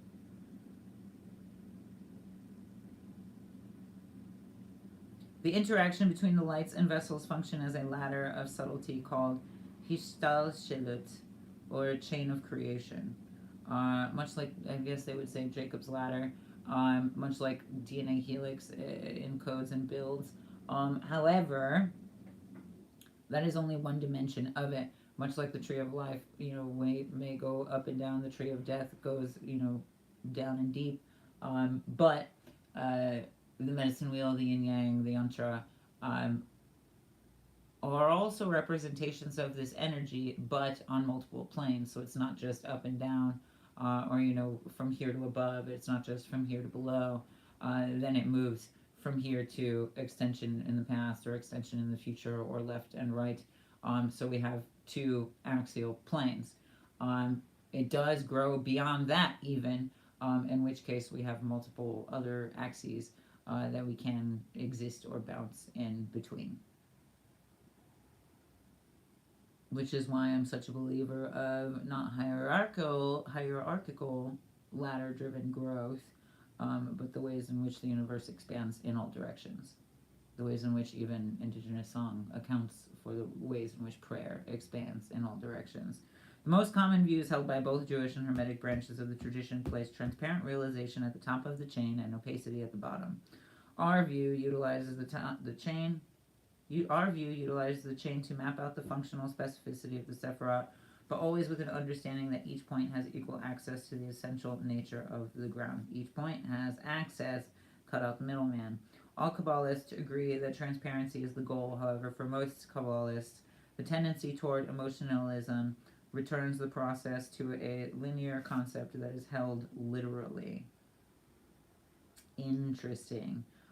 This is very much where I think even modern spiritualism gets attached to the idea of deserving as an entitlement, which inherently places you on this two-dimensional hierarchy, this here and above hierarchy, or this idea of balance, meaning that I take so you lose, I win so you lose. When in actuality, again, horizontal growth would be I win, so you also win, so you also win, so you also win. I'm bright, so you are also bright, so you are also bright, so you are also bright, which is a reification of light and a magnification in light, much like the sun and the moon do, rather than it being calcified or condensed or trapped in a box. Like Pandora's box, perhaps it is time to open. All Kabbalists agree that transparency is the goal. However, for most Kabbalists, emotionalism returns the process to a linear concept that is held literally, which allows all of the old conventional mechanistic habits to persist. Again, the stock blueprint for things that we can actually are meant to manipulate and alchemically transmute with. Fountain of Wisdom characterizes the exchange between the sun and the moon as an interaction between red and white. A drop is the alchemical distillation of a range of functions. The space of appearance is reduced to a red drop, and the luminosity of awareness is reduced to a white drop. The drops are divided when awareness reifies itself into a self-identified subject and holds whatever it perceives as a discrete object. Interesting. That sounds a lot like cellular growth, like cellular identity growth. When the white drop and red drop separate, they behave as the forces of dualistic attraction and repulsion. The drops then proceed to chase each other endlessly until reunited in contemplative practice. Hasidic mysticism seeks to rectify dualistic impulses by holding whatever arises as bittul, nullified, to and soft from the outset. To render something bittul means the nullification of the thing as a separate autonomous existence. Any seemingly external sense, object, thought, or subtle sensation becomes bittul when equalized with the ground. So grounding a circuit, and rather than like purging all of your ills and giving it to the earth, being able to ground a circuit and use the earth as a healing mechanism as well, and be able to send healing and get healing and send healing and take healing and send healing. This is kind of the ways that Reiki works, really, and very much the way that I try to teach breathing or meditation more often than not, where we can utilize the heart space as a transmutational space, as that like Five of Swords kind of optional space, creative optional space, and take in fear and hold it until we recognize that the love that we are, that the desire that we are, is well and enough capable to deal with it, and so that we can hold it, love it, show some awareness, and give it back to the, setting, like rehabilitating a wounded animal and setting it free into the forest. This in no way negates appearance, far from it, and only nullifies the conventional meaning and allows a lesser view to be completely outshined by a greater and more sublime one. The most radical or compounded. You know, we don't need to outshine nobody. The most radical mysticism is only interested in resolving phenomena within the dark brilliance of Ein Sof, which renders all assertions of reification and division bittul. This is an invitation to hold everything in the translucency of pure view. Pure view invites the chain of manifestation to appear. However, the meaning shifts from mediocrity to profundity. Conventional Kabbalah generally lacks pure view and tends to reify spiritual life into a rigid hierarchy that functions in a mechanical way. This is no different than what ordinary beings do. The remedy for this disease is the contemplation of open lucency. If we hold the highest view from the start, the path can actualize it. First, we understand, then we practice, and ultimately, it can be realized. Damn. That's always so that this motherfucking book always gets me. Always gets me.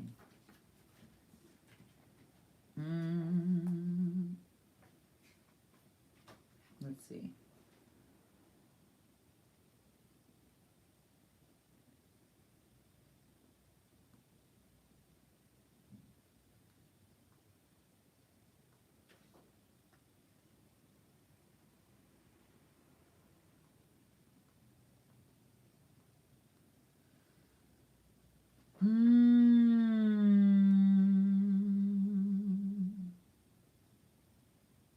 Key 5 is important, so I'm going to read this while I wet my whistle. The 5th key presents two circles that appear to oppose each other.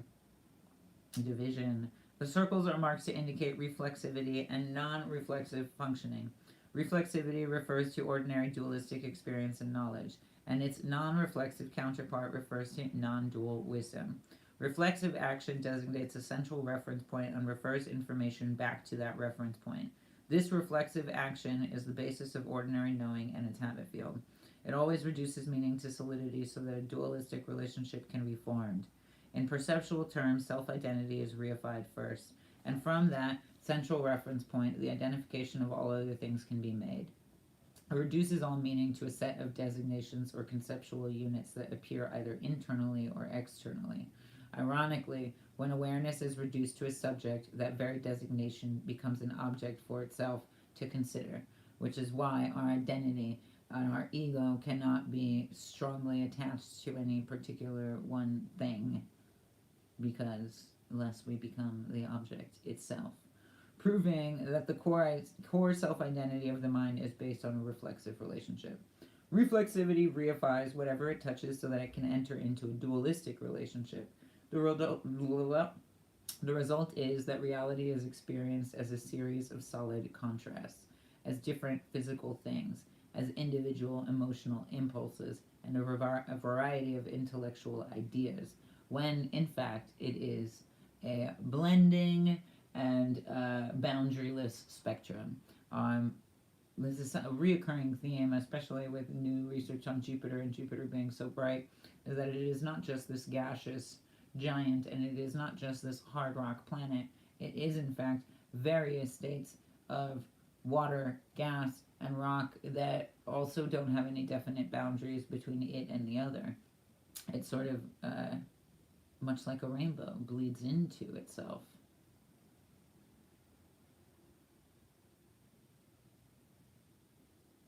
This produces the impression of a subjective body-mind, cast adrift in an objectively real world of separate pieces. And the body-mind becomes just another one of the pieces. When non-reflexive wisdom is realized, it unties the knot of conceptual association on contact. If awareness breaks free of reflexive identity, then all appearance is freed along with it. If there is no self-identification, then no other reference point can be identified because there is no primary starting point, which 100% I think explains exactly the way a lot of people are feeling right now, either self-identified with something that they're no longer identified with, or not self-identified to a point of no starting point, and sort of, thrashing in the water, grasping for things. For the act of conceptual designation, the start of all of the mind's designations is always itself. After I think, therefore I am, then everything else is. So let's hold on to powerful words, but also be open to greater explanations of them than we've been given. Because I think, therefore I am is just the surface of the matter. In the key image of a great circle envelops both subcircles. This symbolizes the single ground that includes the expressions of reflexive knowledge and non-reflexive wisdom equally. Again, the earth does not discriminate. The trees have seen all that confuddles us. The water knows stories that even we do not know. The ground doesn't change according to the circumstance of what is expressed. It is like a mirror with no image of its own that can reflect anything and shows everything. Because of this freedom, realization of the ground never seeks a higher set of circumstances over a lower one. Expansion on a horizontal plane. In fact, non-dual realization will become just another dualistic designation if any choice is made. Interesting. Including the choice of non-duality over duality.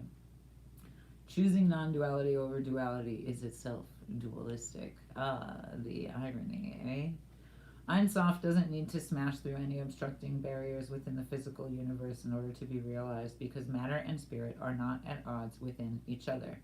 Like, just to go back to, that's also so true. Non-duality can't really be identified until we identify the duality, which is why, yes, there is a tertiary factor, but it is, though there are infinite possibilities, like points of an angle on a spectrum, or like points of a ray on a spectrum, it is still given coherence based on those access points, based on those nodes. So we're kind of given an axial paradigm, and then we have to slice through that with a new paradigm based on that paradigm. So even non-duality kind of relies on duality, which is interesting. Ein Sof doesn't need to smash through any obstructing barriers within the physical universe in order to be realized. Damn straight. And this is 100% why I keep saying, let's not get too caught up in, the strength and the power of the horse, or the strength and the force of the horse, because the power comes in much more subtle frequencies, and we do not need to smash through any obstructing barriers within the physical universe in order to be realized. The idea that divine essentiality is held captive by a hostile force is simply a mistake based on human fears. This mistake was popularized in late antiquity by the systems of so-called Gnostic dualism. See Nag Hammadi Library. However, there is a point to be made by the mistake. Resistances certainly appear, and spiritual practice is definitely required within the habit field to overcome those resistances. The heat of primordial sulfur melts through the layers of the habit field in order to liberate the mercury in its path to realize its own essential nature. This does not mean the layers of obstruction are objectively real, or that our subjective perceptions create an objective reality. This is also very interesting, because sulfur is what, like supernatural. They'll smell sulfur in the air if there's demons around. There's water geysers that the smell of sulfur is so intense, and it's that there's so many heavy metals in the water, and so if we are the water and there's lots of heavy metals and layers of us on our calcification and our our own understandings or projections intellectually, and these habits that we've taken on and adorned and dressed ourselves in, it's kind of like describing an alchemical like exorcism, and that is to liberate the mercury that the sulfur attaches to. And again, goes to clarify that this does not mean that it's objective. So this isn't like possession is real and demons are real. It is saying that, like, the demons in you, the demons that you believe to be true are only the demons in you. The demons that you believe to be true are only the demons that you have allowed to grow in you. And too often do we have a fear around it, and every time somebody does, it tells me so much about what they're afraid of in themselves. It's such an obvious projection. Uh, and it's something that goes unspoken, unheard, untold, and in reality, that's all any energy really wants, is that awareness. The obstructions are like clouds passing in a dream. There is nothing lasting or substantial in them, and they arise and dissolve without ever altering the ground of Ein Sof. When transparency is realized, the obstructions vanish, but they haven't gone anywhere. No mechanical change takes place. They have to be alchemized and moved. When transparency is realized, the obstructions find their footing in opacity. But it's not that we banish them. It's not that we excuse them. Oftentimes we're just brushing them under the rug. They have to be recognized and placed appropriately. Whether Ein Sof is realized or is obscured by clouds, its fundamental purity is always already the case. This is our view. No matter what arises in the dream, freedom is already there. However, we may not see it. We don't have to smash through anything. We don't have to create anything new that isn't already the case. However, melting through our belief in endless obstructive barriers is necessary so that the inherent open purity of the dream can shine through. I can feel that. It's not that you're necessarily making something, especially in like a creative, magical, or dream sense. The matter for what you're making is there. And much like I said earlier, like, everything you need is already in you, and everything that you want is already here, or on its way. It's particles in the shaking. Both reflexivity and non-reflexivity arise equally as a mutually non-obstructing simultaneity. Neither one actually blocks the appearance of the other, contrary to how things may seem. The best plan is to try to hold whatever seems to be reflexive in a non-reflexive way, by remembering the view of open lucency. If the ground is remembered, then it stands to reason that any resistance can only be treated with wisdom and truth.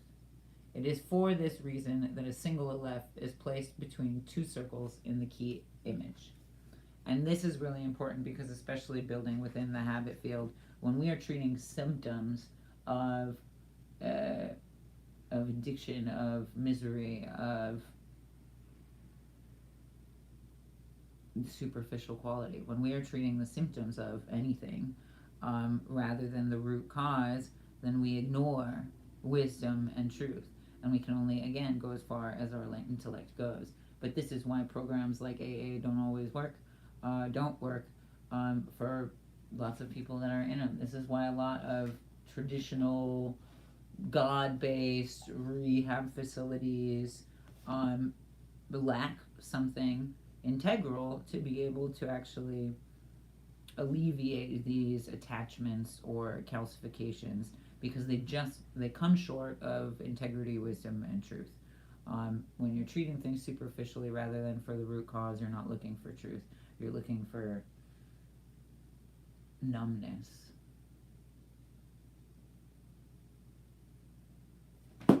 How intense. How intense.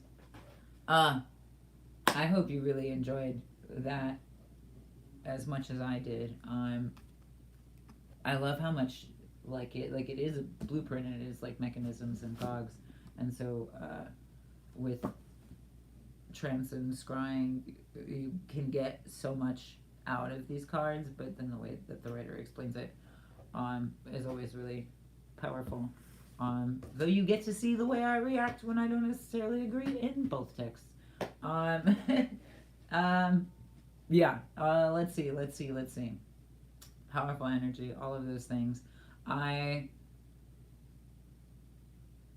have many avenues for you, my friend. I hope that this helps. I hope that these little nuggets of wisdom help carry you forward.